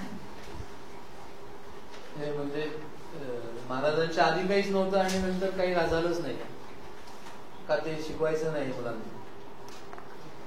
तर आपण शिकूयात, आपण अभ्यास करूयात असं माझं म्हणणं आहे. ठीक आहे, हे मुघल साम्राज्याचा कालखंडाचं ते डिटेल्स 21वा पॉइंट 17व्या शतकात. हा, आणि जाता जाता आता ते कुणी काही म्हणायला नको म्हणून शेवटचा मुद्दा आहे शिवाजी व सुरुवातीचे मराठी राज्य. नंतर 22वा मुद्दा जो आहे तो परत या काळातला आर्थिक आणि मुख्यतः कंपनी वेगवेगळ्या ब्रिटिश तर यायला सुरुवात झालेली होती, युरोपियन कॉन्क्वेस्ट व्हायला सुरुवात व्हायला, तो कालखंडाचं दिलेला आहे. 23वा सांस्कृतिक आहे, परत मुघल काळातलं सगळं. मुघल वास्तुकला, मुघल चित्रकला हे डेफिनेटली एक मध्ययुगीन इतिहासाचं अत्यंत महत्वाचं वैशिष्ट्य आहे. शास्त्रीय संगीत या काळातलं, वास्तुकला, चित्रकला, धार्मिक साहित्य सुद्धा या काळात. ठीक आहे, आणि शेवटचा मुद्दा 18वा शतक. 18वं म्हणजे मुघल साम्राज्याचा ऱ्हास आणि प्रादेशिक संस्थानं दिलेली आहेत. त्याच्यात पेशव्यांचं एक वाक्य आहे, मराठ्यांची आर्थिक व्यवस्था एक वाक्य आहे, अफगाणिस्तान पाकिस्तान पानिपतची लढाई आणि ब्रिटिश पूर्वसंध्येला सांस्कृतिक, आर्थिक, राजकीय मुद्दे आहेत. ठीक आहे, हे 24 पॉइंट्स आपल्या एन्शंट आणि आता जे आहे ते आहे, हाच अभ्यास आपल्याला करायचा आहे. त्यामुळे सिलेबस समजून घेणे आणि त्यानुसार प्रत्येक टॉपिक आणि सब टॉपिकचा डिटेल मध्ये अभ्यास आता ऑप्शनल मध्ये आपल्याला करावा लागेल. ठीक आहे ना, आणि क्वेश्चन फॉर्मॅट मध्ये विचार करायचा. म्हणजे काय, उदाहरणार्थ काय एखादं उदाहरण घेऊन, एक टॉपिक घेऊन आपण उदाहरण चर्चा करूया. हा मराठ्यांची आर्थिक आणि आर्थिक व्यवस्था हा जो मुद्दा आहे, तर ती चौथाई सरदेशमुखी काय होते, मराठा कॉन्फिडन्स, मराठा सरदार मंडळ त्या काळातलं काय होते, पेशवे काळामधलं पहिला बाजीराव 1720 ते 1740 त्यांनी जे सरदार मंडळ मराठ्यांचं तयार केलं. नागपूरचे भोसले, बडोद्याचे गायकवाड, इंदोरचे होळकर, ग्वाल्हेरचे शिंदे, पुण्याची पेशवे, ही सगळी काय होती, त्यामुळे त्यांचे आर्थिक मुद्दे काय होते, असा एक क्वेश्चन आन्सर फॉर्मॅट मध्ये अभ्यास करायला पाहिजे. ठीक आहे, पेपर 2 कडे आपण येऊयात वेळेकडे पाहता. आधुनिक आणि वर्ल्ड हिस्ट्रीचा पोर्शन आपला याच्यामध्ये दिसून येतो, मॉडर्न आणि वर्ल्ड मध्ये. आता अर्थात मॉडर्न म्हणजे आता ब्रिटिश काळात, ब्रिटिश भारतात ते आले, या कालखंडाला मॉडर्न म्हटलं जातं सर्वसाधारणपणे. काही इतिहासतज्ञ औरंगजेबाचा मृत्यू हे साधारणपणे 1707 या साली, मग त्यानंतरचा पिरियड मॉडर्न म्हणजे काही जणांचं 1757 प्लासी, काही जणांचं म्हणणं 1818, असे म्हणणारे फक्त मराठीच असतात इतिहासकार 1818, तर काही जणांचं त्याहून पुढे 1857. साल जर तुम्हाला समजली नसतील तर मग ऑप्शनल घेऊ नका. 1707, 1757, 1857, 1818 यानंतर साधारणपणे आधुनिक या कालखंडाला सुरुवात झाली असं म्हणता येऊ शकेल. आधुनिक हा एक काळाचं कॅरेक्टर सांगणारा शब्द आहे. काळाचं वैशिष्ट्य, समाज जीवनाची वैशिष्ट्ये यामध्ये बदलत गेली म्हणून आपण त्याचा वेगळा अभ्यास करतो, वेगळा विचार करतो. युरोपियन सत्तांचा भारतात प्रवेश असा पहिला टॉपिक आहे, म्हणजे वास्को द गामा तिथपासून सगळं ते सगळं दिलेलं शाळेत शिकलोय आपण, हे काय वेगळं नाहीये, बरोबर ना. नंतर ब्रिटिशांचा भारतातला विस्तार. आता हे पण असंच मानलं जातं की बंगाल जिंकला आणि बंगालला हरवून ब्रिटिशांनी भारत जिंकला. मराठे वगैरे असं कोणी नव्हतं. कोण होतं त्या काळात जर पाहिला, 1720 ते 40 पहिला बाजीराव होता, 40 ते 61 पानिपत, तोपर्यंत 70% भारत हा मराठी सत्ता होती. शिंदे अटकेपर्यंत पोहोचले होते, पाकिस्तान पेशावर पर्यंत. इकडे होळकर मावळा राजस्थान, इकडे बंगाल पर्यंत गेले होते. भोसले इकडे ओडिशा पर्यंत, खाली तंजौर पर्यंत गेले होते. गायकवाड सगळे म्हणजे जवळपास टेक्निकली पाहिलं तर मराठी सरदारांच्या ताब्यामध्ये महाराष्ट्र भारत त्यातला 70% प्रदेश आजचा म्हणता येईल अशी परिस्थिती होती. तरी पण बंगाल आणि प्लासी हारले म्हणून ब्रिटिश जिंकले असं मांडणी केली जाते. ती मांडणी तुम्ही आता आपल्या सिलेबसचा भाग आहे, ठीक आहे. खरं म्हणजे मराठी सरदारांकडून ब्रिटिशांनी सत्ता हस्तगत केलेली तुम्हाला जर इतिहासाचा नीट अभ्यास केला तर डेफिनेटली सांगता येईल. प्लासी तर युद्धच नव्हतं, नॉन बॅटल ऑफ प्लासी असं म्हटलं गेलेलं आहे बंडोपाध्याय यांनी, शेखर बंडोपाध्याय. प्लासी टू पार्टिशन मध्ये मीर जाफरने फितूर केली, तो लढाईच नव्हती झाली, ती छोटीशी झाली ती झाली. बक्सार लढाई होती, निश्चितपणे लढाई होती, पण प्लासी काही लढत पण बक्सार पण, परंतु कोरेगाव भीमा आणि त्याच्या आधीच्या 3 लढाया ह्या शेवटच्या महत्वाच्या होत्या. त्याचा आपण अभ्यास नंतर करूयातच. पण दुसरा टॉपिक हा ब्रिटिशांचा भारतातला विस्तार. तिसरा भारताची राजवटीची प्रारंभिक रचना कशी होती, त्याच्यात मग आता रेग्युलेटिंग ऍक्ट 73 पासून ते सगळे कायदे, हा कायद्यांचा इतिहास भारतीय राजवटीतला दिसून येतो. चौथा भारत ब्रिटिश राजवटीचा आर्थिक प्रभाव प्रचंड मोठा. 24 ट्रिलियन पौंड एवढी संपत्ती भारतातून, ट्रिलियन पौंड. आपली अर्थव्यवस्था आता 5 ट्रिलियन डॉलर होईल अजून, म्हणजे त्या दिशेने चाललो आहे. आणि 44 ट्रिलियन पौंड हे घ्यायला पाहिजे आपण परत त्यांच्यावर.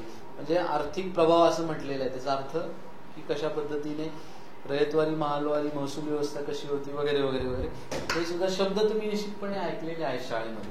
5वा पॉइंट सामाजिक सांस्कृतिक विकास याच्यामध्ये दिसून येतो. 6वा पॉइंट हा भारताच्या इतिहासाचे जे वैशिष्ट्य आहे, धार्मिक आणि सामाजिक सुधारणा चळवळ, ज्या समाजातल्या श्रद्धा, चुकीच्या चालीरीती, सतीसारखी परंपरा असेल, एक्सेट्रा एक्सेट्रा, या विरोधात जे भारतात जन आंदोलन झालं, विशेषतः महाराष्ट्रामध्ये जे झालं, त्याचा मोठ्या प्रमाणावरती या सिलेबसचा हा टॉपिक तो दिसून येतो बघा. Again Raja Rammohan Roy, Debendranath Tagore, यशवंतचंद्र Vidyasagar, young Bengal movement, Dayanand Saraswati, ठीक आहे. हे सगळे जरी नाव दिसत असेल तर फुले शाहू आंबेडकरांचं नाव मराठी असल्यामुळे काही नाही, परंतु आपल्या सिलेबसमध्ये असायला पाहिजे होतं. 7वं एकच सांगतो बघा की विचारवंतांच्या बाबतीत नाव आहे. त्या काळातलं फुले शाहू आंबेडकर मी म्हटलं त्यांचं वेगळेपण, आणि उर्वरित रेस्ट ऑफ द इंडियाच्या, विशेषतः पश्चिम बंगाल आणि पंजाब मधल्या समाजसुधारकांमधला फरक हा आहे की फुले शाहू आंबेडकर जसे बोलले तसे वागले. त्यासाठी महात्मा फुलेंना घराबाहेर पडावं लागलं. लोकांना सावित्रीबाई फुलेंनी त्रास दिला, परंतु म्हणून काय आपल्या कृतीमध्ये बदल नाही केलेला. राजा राममोहन रॉय यांनी स्वतःच्या सख्या भावाची पत्नी सती गेलेली दिसून येते. मुलीचा बालविवाह केलेला आहे. पदवी राजाही आहे, फिडेल पदवी. ठीक आहे. हा, विचार चांगले आहेत, बोलायला चांगला आहे, पण जेव्हा कृतीची वेळ येते तेव्हा आपण जे फुले शाहू आंबेडकरांचा महाराष्ट्र म्हणतो ना, तो तुम्ही जास्त अभ्यास कराल तसं तुम्हाला लक्षात येईल. कम्पॅरेटिव्ह हा, बोलायला सगळे मी चांगलंच बोललेले. राजा राममोहन राय राजा होते. कुचबिहारच्या राजाशी आपल्या 9 वर्षाच्या मुलीचं लग्न करून म्हणताना मात्र बालविवाह लिहिणं सोपं आहे ना, पण ऍक्च्युअल कृतीची वेळ येते तेव्हा महाराष्ट्रातली आपली परंपरा का वेगळी आहे, का उत्तर प्रदेशमध्ये फुले नगर, आंबेडकर नगर ही जिल्ह्यांची नावं मायावतींना देवीशी वाटली हे तुम्ही लक्षात घ्या. त्याच्यामुळे शाहू नगर का देवस वाटली? कारण या माणसांनी जसं त्यांचे विचार होते, जसं कृती जे पटलं, राशनल बुद्धीला जे पटलं तेच केलेलं दिसून. हा मराठी भाग. हा, पण काय आता इतिहासात शिकवायचंच नाही असं ठरवल्यावर कसं व्हायचं? नावच नाही येत फुले शाहू आंबेडकरांचे आपल्या महाराष्ट्राच्या इतिहासाच्या ऑप्शनलच्या सिलेबसमध्ये. असायला पाहिजे. 7वा टॉपिक हा समाज सुधारकांमध्ये जरी उल्लेख नसला तरी आपण अभ्यास करायला पाहिजे. प्रश्न पण येतील आणि यांनी कसं केलं, UPSC जसं कॉपी केलं त्यामुळे ते कदाचित नंतर बदल होतील सुद्धा, चांगले बदल. नंतर 7वा टॉपिक ब्रिटिश राजवटीचा भारतीय प्रतिसाद, म्हणजे काही उठाव जे झाले ठिकठिकाणी, काही आदिवासी भागाच्या मध्ये मोठ्या प्रमाणावरती उठाव झालेले दिसून येते 1857 आणि आधीचे त्याचे. 8वा भारतीय राष्ट्रवादाच्या जन्मास कारणीभूत घटक आणि भारतीय राजकारणाचा पायदा, नॅशनलिझम. भारतामध्ये आपण एक आहोत ही भावना, यांचं म्हणणं आहे की ब्रिटिश आल्यामुळे तयार झाली. पूर्वी काय हा देश नव्हताच, त्यामुळे हा टॉपिक आलेला आहे की भारतीय राष्ट्रवादाच्या जन्मास कारणीभूत हा कालखंड कसा ठरला. हा, तर ह्या आधुनिक अर्थाने त्याच्याकडे बघा, म्हणजे नॅशनलिझम ही आधुनिक संकल्पना. हा, त्या आधुनिक पर्स्पेक्टिव्ह या टॉपिककडे आपण बघायला हरकत नाही. आणि अर्थात काँग्रेसची स्थापना 85, तिथून स्वातंत्र्य लढ्याच्या सुरुवातीच्या टप्प्यांचं. 9वा टॉपिक गांधीजींचा, गांधी योग, म्हणजे भारतातलं नंतर मी मागाशी म्हटलं ना, जसं बोलला तसा वागला तसा नॉन मराठी एकमेव माणूस म्हणजे महात्मा गांधी, हे खरोखरच कृती आणि बोलणं याच्यामध्ये साम्य असणारा आणि म्हणून भारतीय समाज संपूर्णपणे त्याच्या पाठीशी ठामपणे उभा राहिला असा महात्मा गांधींचा हा कालखंड. वेव्हेल योजना कॅबिनेट मिशन पर्यंतचा, हे शाळेत शिकलोय बरं का आपण, आठवतंय ना वेव्हेल नावाचा प्राणी शाळेच्या पुस्तकात पण आहे ना. नंतर 1858 ते 35 मधल्या घटनात्मक घडामोडी, म्हणजे काय, कसे कायदेविषयक कशा तरतुदी. 58 का दिला, 1858 का? राणीचा जाहीरनामा, होय ना. तेव्हापासून मग सुधारणा द्यायला सुरुवात केली, म्हणजे ब्रिटिशांनी हक्क द्यायला सुरुवात केली. त्यांचं असं म्हणणं आहे की आम्ही स्वातंत्र्यच देणार होतो पण तुम्हाला तयार करत होतो. त्याची सुरुवात 1858 साली झाली आणि 1947 त्याचा शेवट झाला. आमचं आधीच ठरलं होतं तुम्हाला स्वातंत्र्य द्यायचं, फक्त 100 वर्ष लागली त्याला आणि $44 ट्रिलियन लागले. 11वा राष्ट्रीय चळवळीतील इतर stand, poverty and un British rule of India नावाचं दादाभाई नौरोजी यांचं पुस्तक आहे. 11वा भारतीय इतर राष्ट्रीय चळवळीतल्या इतर भागामध्ये काय काय चाललं होतं त्याच्यामध्ये, आणि भारतात काँग्रेसमधली अत्यंत महत्वाची नावं नेहरूंचं असेल, सुभाषबाबू असतील, काँग्रेसमधला समाजवादी सेक्शन, कम्युनिस्ट आणि इतर चळवळी, भारतीय इतिहासातला अत्यंत महत्वाचा हा टप्पा. नंतर स्वातंत्र्योत्तर काळातला टॉपिक सुरू होतोय 12वा, म्हणजे अलिप्ततावादाचं नॉन अलाइनमेंट ज्याला म्हणताय, की भारताने ठरवलं की रशियाबरोबर जायचं नाही, अमेरिकेबरोबर आम्ही आमचं वेगळंच, ज्या मुद्द्यावर जे बरोबर असेल त्यांच्यासोबत जाणार. नॉन अलाइनमेंट या चळवळीला प्रचंड जागतिक इतिहासात महत्व आहे बरं. आणि त्यानंतर 13वा परत पोस्ट इंडिपेंडन्सचाच आहे, राष्ट्र म्हणून एकत्रीकरण, नेहरूंचं फॉरेन पॉलिसी, त्याच्यामध्ये नॉन अलाइनमेंट हा एक भाग आहेच आहे. भारत आणि त्यांचे शेजारी. भाषिक पुनर्रचना हा एक स्वातंत्र्यानंतरचा महत्वाचा मुद्दा, म्हणजे पोस्ट इंडिपेंडन्सचा टॉपिक आहे. 14वा टॉपिक हा परत पोस्ट इंडिपेंडन्सचाच आहे, की जात म्हणजे स्वातंत्र्य काळानंतर आपल्याला जे प्रश्न निर्माण झाले त्या संदर्भातले. आणि 15वा मुद्दा आर्थिक, राजकीय आणि हे जे बदल घडत गेले त्याच्यामध्ये जमीन सुधारणा, नियोजन, ग्रामीण पुनर्रचना, भूदान चळवळ वगैरे ऐकली असेल तुम्ही, विनोबा भावे, त्यांच्याशी संबंधित जमीन सुधारणा आणि टेनन्सी ऍक्ट वगैरे ऐकलं असेल. त्या पोस्ट इंडिपेंडन्स हा पोर्शन आहे. मग तुम्ही म्हणाल विनोबा भावेंचं नाव का नाही याच्यामध्ये, आता मराठी माणूस आहे शेवटी, कसं द्यायचं. 15वा टॉपिक तो झाला. भूदान हा शब्द पण नाही बरं का, पण ऍक्च्युली हा सगळा टॉपिक भूदान चळवळ.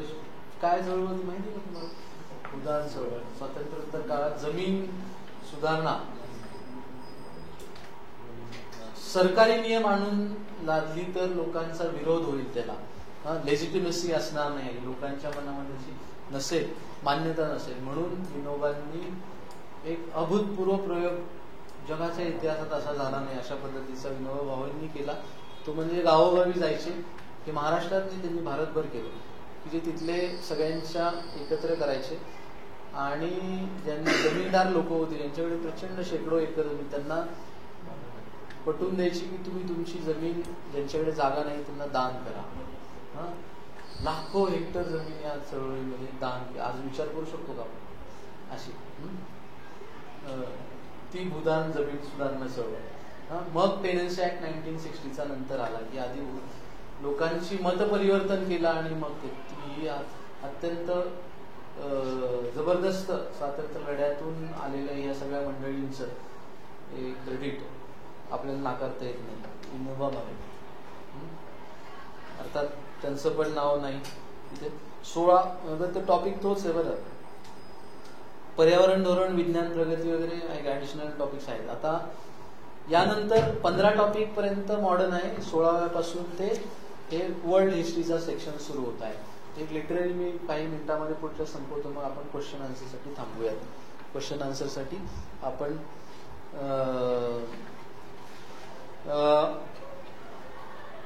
मॉडर्न म्हणजे प्रबोधन ही संकल्पना,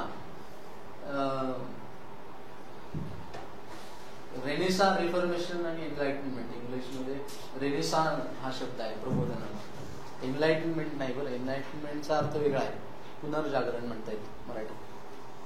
तर रेनेसां प्रबोधन ही संकल्पना आणि ती आधुनिक काळामध्ये कशी सुरू झाली, त्याच्यामध्ये कांट, रुसो हे 2 नावं अत्यंत महत्वाची आहेत. You can't live, you can't study without Kant, you can't study history without Kant, असं मला म्हणायचं. असं काय गुड ट्राय असं कोणतरी म्हटलं होते. रुसो म्हणजे फ्रेंच राज्यक्रांतीचा जरा प्रणेता म्हणून, रुसो नसती तर फ्रेंच राज्यक्रांती झाली नसती म्हणते वगैरे वगैरे. तर त्या हा टॉपिक प्रबोधन आणि संबंधित मुद्द्यांवरती आहे, मार्क्स पर्यंतचा. मार्क्सचा समाजाचे विचारवंत या आधुनिक संकल्पना. 17वा टॉपिक हा मॉडर्न पॉलिटिक्स ज्याला म्हणतात, नॅशनलिझम, नेशन स्टेट ही संकल्पना युरोपात जे सुरू झाली त्याच्याशी संबंधित आहे. त्याच्यानंतरचा इंडस्ट्रियलायझेशन जे इंग्लंडमध्ये पहिल्यांदा सुरू, आपल्या पैशांवर 24 केल्विनवर झालं सुरुवात, ते इंग्रजी औद्योगिक क्रांती आणि त्याची कारणं वगैरे वगैरे. त्यानंतर 19वा राष्ट्रराज्य ही संकल्पना, नेशन स्टेट. मग जर्मनी आणि इटलीमध्ये काय झालं वगैरे वगैरे. पुढचा साम्राज्यवाद, वसाहतवाद, जसा भारतात होता तसा लॅटिन अमेरिका, आफ्रिका, ऑस्ट्रेलिया आणि इतर ठिकाणी जे होता, दक्षिण पूर्व आशिया एक्सेट्रा, त्याचा रिव्होल्युशन, अँटी क्रांती, प्रतिक्रांती म्हणजे रशिया, इटली आणि इतर सगळ्या क्रांतिकारक. नंतर महायुद्धाचा पहिलं, दुसरं, मग त्याची कारणं वगैरे. त्यानंतर दुसऱ्या महायुद्धानंतरचं जग कशा प्रकारचं अमेरिका रशिया दोन ध्रुवांमधला संघर्ष आहे, कोल्ड वॉर शीतयुद्धांचा, मग युनोची स्थापना वगैरे वगैरे, वसाहतवादापासून मुक्तीचा कालखंड सगळीकडचा, आणि त्यानंतर युरोपाचं एकत्रीकरण म्हणजे युरोपियन युनियनची स्थापना, आणि नंतर सोव्हिएट युनियनचं डिसइंटिग्रेशन, शीतयुद्धाचा अंत म्हणजे आपल्या सिलेबसचा अंत, end of cold war, disintegration of Soviet Union, असा साधारणपणे आपला सिलेबस आहे. त्या त्या टॉपिकनुसार आपण बुकलिस्ट चर्चा करत जाऊ. बुकलिस्ट पण आज मुद्दामच दिली नाही, कारण ती पाहूनच तुम्ही कदाचित हिस्ट्री सब्जेक्टचा म्हणाल की अरे काय आहे, होय की नाही, तर तसा विचार करू नका. बुकलिस्ट सगळ्याच टॉपिकच्या बाबतीमध्ये भरपूर सारं वाचावंच लागणार आहे, हे लक्षात घ्या. हिस्ट्रीचे नंबर ऑफ पेजेस कदाचित जास्त वाचायला लागू शकतील, परंतु हे जास्त इंटरेस्टिंग पण आहे, पटकन वाचून होऊ शकतं, हा पण एक फॅक्ट आहे. असं या मुद्द्यावरती आज या ठिकाणी थांबूया. प्रश्न आता असतील तर इथं आलेले आहेत तुमचे. 10 मिनिट आहेत आपल्याकडे, निश्चितपणे आपण क्वेश्चन्स आपण हो. महाराणा प्रताप पण इतिहासात नाही. अरे आता तुम्ही पण माझ्यासारखा विचार नका करू बरं का, मग मी I am not a good teacher, मग ते ठीक आहे ना, इट्स ओके. आता ते काहीतरी नसणार आहे, आपला इतिहासच एवढा मोठा आहे की काहीतरी नसणार आहे, ही फॅक्ट असणार आहे. परंतु आता ते वाईट जास्त वाटलं की महाराजांचा इतिहास डिटेलमध्ये नाही, हे जास्त वाटलं शिवाजी महाराजांचा. आज आपण असे आहोत हे महाराष्ट्राच्या यादव काळ, शिवकाळ, पेशवे काळामुळे आहेत, ही फॅक्ट. महाराष्ट्र फक्त बोलायचं झालं तर ते आपण शिकत नाही आहोत. युट्यूबवर अवेलेबल असेल काय काय इकडं काहीतरी वेगळ्या सेन्स चाललेलं असतं ऑनलाईन चॅटमध्ये. इंग्लिश का मराठीमध्ये दोन्ही भाषांमध्ये वेगवेगळे बॅचेस होणार आहेत, इंग्लिश आणि मराठी. स्टुडंट कडून काय चुका होतात, तर स्कोप चुकतो बरं का. मेन क्वेश्चन वेगळा विचारलेला असतो, आपण वेगळंच लिहितो. बऱ्याचदा भरपूर वाचतो आपण, पण क्वेश्चनचा स्कोप चुकतो. ही खूप महत्वाची चूक मेन्सच्या बाबतीत होते. विचारलं वेगळं, आपण लिहितो वेगळं. त्यासाठी भरपूर सारी प्रॅक्टिस करायची, भरपूर सारे क्वेश्चन्स लिहिणे, एनिथिंग. कोणाला काही विचारायचं आहे वगैरे वगैरे. तर स्वप्नील इव्हिनिंग वॉकला कुठेतरी निघालेला दिसतोय. हा, असं पुस्तक घेतलं पाहिजे, वाचलं.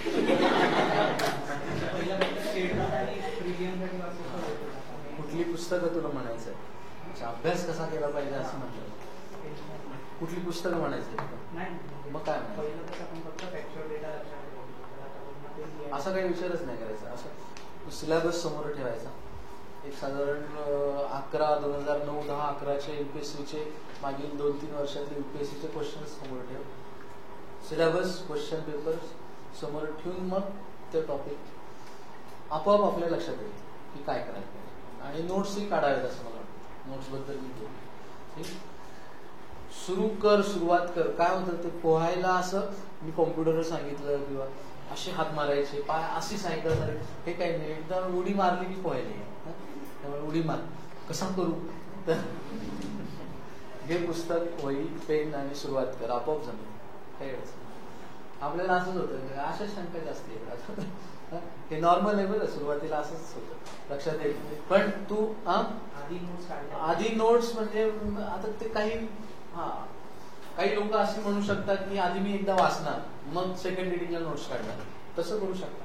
काही लोक म्हणतील की दुसरा उद्याचा काय भरोसा, आजच आता वाचतो आहे, नोट्स काढूनच टाकतो, चुकून पासच झालो, नोट्स काढायला वेळच नाही, काय तर फर्स्ट रिडिंग मध्ये काढायची की नेक्स्ट रिडिंग मध्ये काढायची, आपला पर्सनल तुम्ही की काय वाटतं तुम्हाला, युअर कॉल.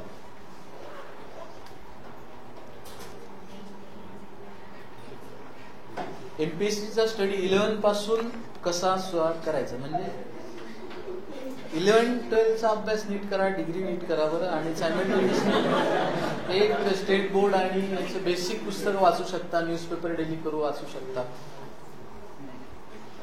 आज काही पुस्तकांची यादी सांगणार का? नाही सांगणार.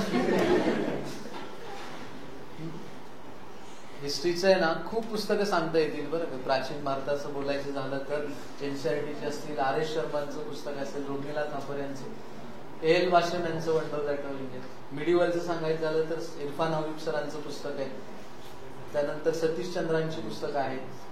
मॉडर्नच्या बाबतीत सांगायचं झालं तर बिपिन चंद्रांची, शेखर बंडोपाध्याय असतील. वर्ल्डचं जैन माथुर आहे, नॉर्मन लोईचं आहे. पण आपण टॉपिक वाईज बोलूया.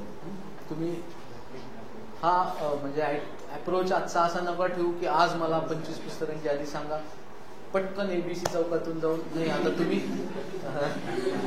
पोस्ट मॉडर्न वर्ल्डची लोक आहेत. फ्लिपकार्टवरून मागून घेतो, स्विगीवरून नाहीत मिळत ना पुस्तकं, फ्लिपकार्टवरून आणि अमेझॉनवरून पुस्तकं मागून घेतो. 25च्या 25 आणि अजून उशीखाली ठेवतो. तर आपण सिलेबस जसा जाऊ तसं बुक लिस्ट बद्दल डिटेल, सिलेबसच्या topic wise book list discuss व्हायला पाहिजे. पण बेसिक मी सांगितलं ना, स्ट्रॅटेजीचा भाग म्हणून स्टेट बोर्ड एनसीईआरटी पासून सुरुवात तर करा.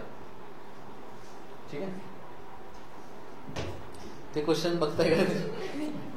इकडे बरंच काय काय चाललेलं असते चर्चा. तुम्ही तुमचे प्रश्न विचारा, ते ठीक आहे. डिस्क्रिप्टिव्ह रायटिंग बद्दल काय विचारलं?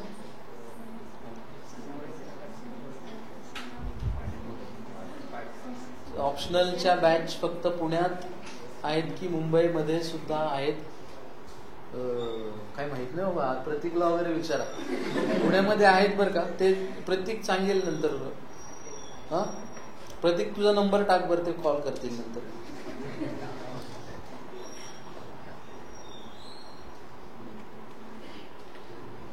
नेम आणि इयर कसे लक्षात ठेवायचे ते तुम्ही विचार करायचा त्याच्यावरती बरं का. तर ते आपोआप लक्षात, त्याचा काही विचार तुम्ही केला की आपोआप डॉट्स कनेक्ट केले बिंदूतले तर लक्षात राहतात. पाठ करण्याची आवश्यकता नाही. हा, ऑलरेडी स्टडी करतायत त्यांनी अप्रोच कसा बदलावा तर थोडंसं मी सांगितलं बरं का, की आता नोट्स नसत्या काढल्या तरी पूर्वी चालत होता, ऑप्शनलच्या बाबतीत तरी नोट्स काढायला पाहिजे. आणि माझं म्हणणं आहे GSच्या प्रत्येक टॉपिकवर काहीतरी तुमचं 200-300 शब्दातलं तरी तयार असायला पाहिजे लिहायचं मटेरियल. त्यामुळे आता गोळे भरायचे नाहीत, आता लिहायचं आहे. ते लक्षात ठेवून अप्रोच आपल्या रोजच्या अभ्यासात नोट्स मेकिंगवर फोकस. न्यूजपेपर आता खूप डिटेल वाचावं लागेल तुम्हाला, नुसतं परत, कारण डिटेल तुम्हाला GSला पण त्याचा फायदा होणार आहे. आणि अप्रोच हा विचार तुम्ही प्रत्येक मुद्द्यावर करायचा, अप्रोच करायला पाहिजे. नुसतं फॅक्ट्स मगअप करणे हा अप्रोच आता नाही चालणार.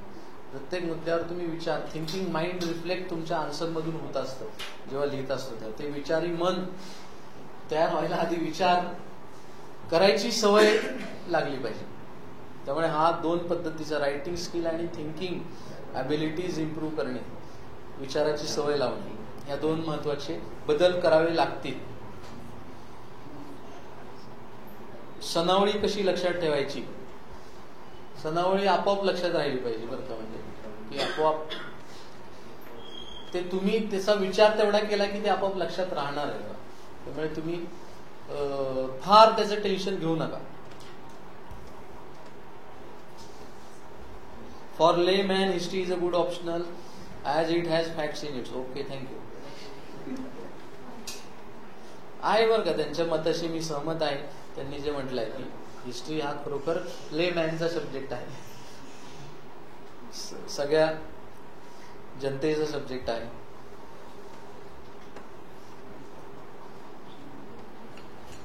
ओके, धन्यवाद. कोणीतरी लगेच कॉलही केला वाटतं आणि इन्क्वायरीमध्ये सांगितलं ऑनलाईन पण बॅचेस आहेत ऑप्शनलच्या, तर आहेत म्हटल्यावर आहेत.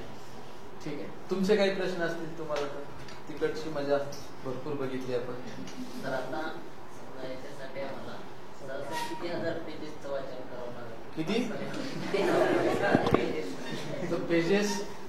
बघ आता एक कसं आहे, तुला प्रश्नामधला एक ऍझम्पशन असं आहे की तेवढं वाचलं म्हणजे पुरेसं आहे, तर असं काही नाही.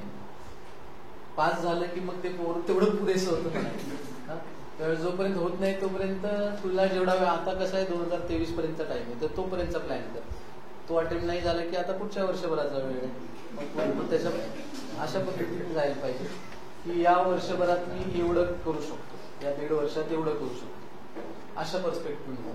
या 1.5 वर्षामध्ये उलट जाऊन बघ बरं की ऑप्शनलसाठी मी साधारण एवढा वेळ देऊ शकतो, 10,000 पानं वाचू शकतो, तर साधारण 2-2,500, एन्शियंटसाठी 2-2,500, मिडिवलसाठी 2-2,500, मॉडर्नसाठी 2-2,500, वर्ल्डची पानं वाचू शकतो. एक जस्ट रफ कॅल्क्युलेशन तुला सांगतो, खरोखरच 10,000 पानापर्यंत होऊ शकते हिस्ट्रीच्या बाबतीत. आणि कुठल्याही ऑप्शनलच्या बाबतीमध्ये तेवढं वाचावंच लागतं बरं. तुम्हाला हिस्ट्रीचा उगाच सिलेबस मोठा दिसतो म्हणून काय पॉल सायन्स किंवा जॉग्राफी किंवा यांचं एवढं वाचावं नाही लागणार असं नाही. शेवटी तुम्हाला 2-3 वर्ष कशाचा अभ्यास करायला आवडेल याचा विचार करा. आणि हिस्ट्री हा एक पॉझिटिव्ह विचार करावू शकता.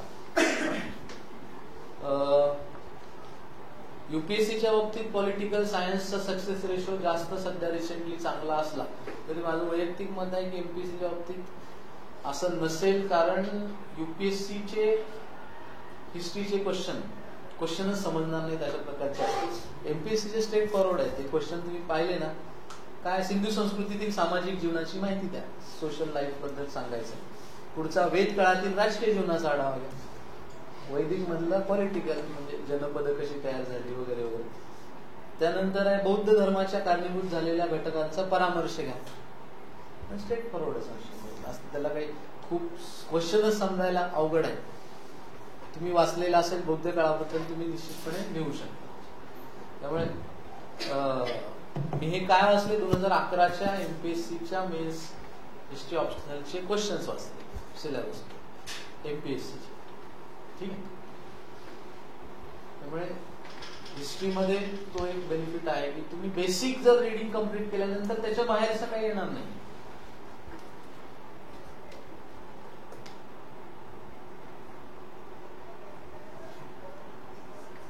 येस. अजून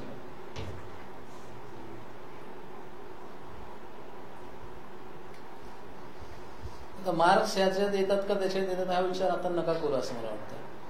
की मार्क्स तुम्हाला वाटतंय तुम्ही चांगलं लिहिलंय, पण तुम्ही खरंच चांगलं लिहिलंय का माहित नाही ना तुम्हाला. त्यामुळे मार्क्स हे प्रत्येक ऑप्शनलला एक जे स्केलिंग होतं ते सिमिलरच असतं. म्हणजे सिमिलर स्टडी तुम्ही या ऑप्शनलचं केला आणि एका सिमिलर स्टडी दुसऱ्या व्यक्तीने दुसऱ्या ऑप्शनलचा केला असेल, दोघांनी मेन्स दिली तर काइंड ऑफ सिमिलरच मार्क डेफिनेटली ते स्केलिंग त्या लेवलला होत असतं. म्हणजे तसा विचार करण्याची आवश्यकता नाही. तुम्ही तुमची आवड आणि फोकस जास्त महत्त्वाचं. अँथ्रोपोलॉजीला जास्त मार्क पडत पण तुम्हाला काहीच समजत नाही, त्यातलं काय उपयोग. पडायचे त्याला पडतील मार्क. न्यूजपेपर अवेलेबल नाही आहेत तर न्यूजपेपर रीड करणं इम्पॉर्टंट नाही. म्हणजे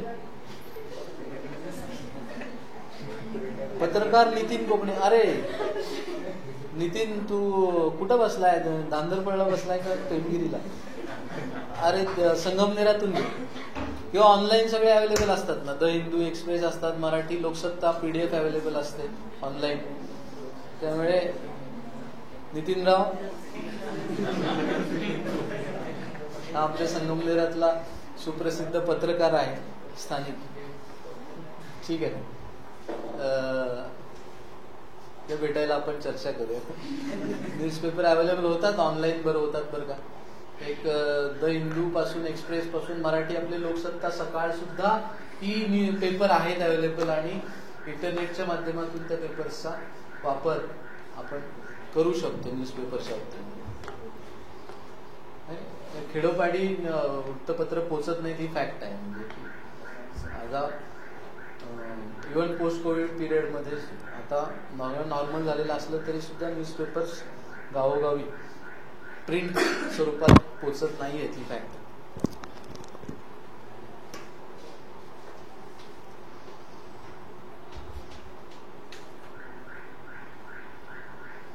हिंदू पेपर समजत नाही, इंग्लिशमध्ये आहे, तर काय करावं, मराठी वाचायचं. लोकसत्ता, महाराष्ट्र टाइम्स, सकाळ चांगले पेपर्स आहेत. हां, हिंदू वाचायला म्हणजे तुम्ही पास होणार असं काही नाही बरं का. मराठी पेपर सुद्धा जर रविवारच्या पुरवणे पाहिले तर किती चांगले चांगले असतात बघा. मंथन किंवा सप्तरंग किंवा शनिवारची लोकरंग किंवा इवन रोजचं. हां, आता ते खूप वास्ट इंटरनॅशनल कव्हरेज तुम्हाला सापडणार नाही, पण एक बेसिक आपलं मराठी न्यूजपेपरमध्ये कव्हर होईल. 1 किंवा 2 न्यूजपेपर वाचले डेफिनेटली. एवढी काही वाईट पेपर्स नाही आहेत आपले. कव्हरेज जरी कमी असलं तरी कंटेंट जो आहे तो चांगला आहे. हां, मग कुठल्या पेपर्सबद्दल बोलतोय मी? लोकसत्ता, सकाळ, महाराष्ट्र. आता तुम्ही आमचा दैनिक संगम वाचायला लागला तर मग तुम्हाला सगळं कव्हर होणार नाही.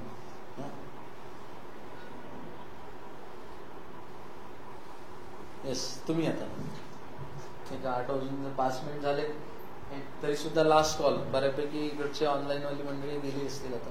आहेत ते 60 आहेत. लास्ट कॉल, नाही तर आपण एक प्रार्थना करून थांबूया. ऑप्शनल जे आपले सेशन्स होतील मी प्रयत्न करीन ऑनलाईन किंवा असं लाईव्ह घ्यायचं, जेवढे जमतील तेवढे मला. एवढे टॉपिक्स, हिस्ट्री हा डेफिनेटली इंटरेस्टिंग टॉपिक आहे. तुम्हाला निश्चितपणे आवड निर्माण होऊ शकते किंवा आवड असेल तर निश्चितपणे विचार करावा. लवकरात लवकर ऑप्शनल निवडा. सगळ्यांना खूप खूप शुभेच्छा. All the very best. Thank you.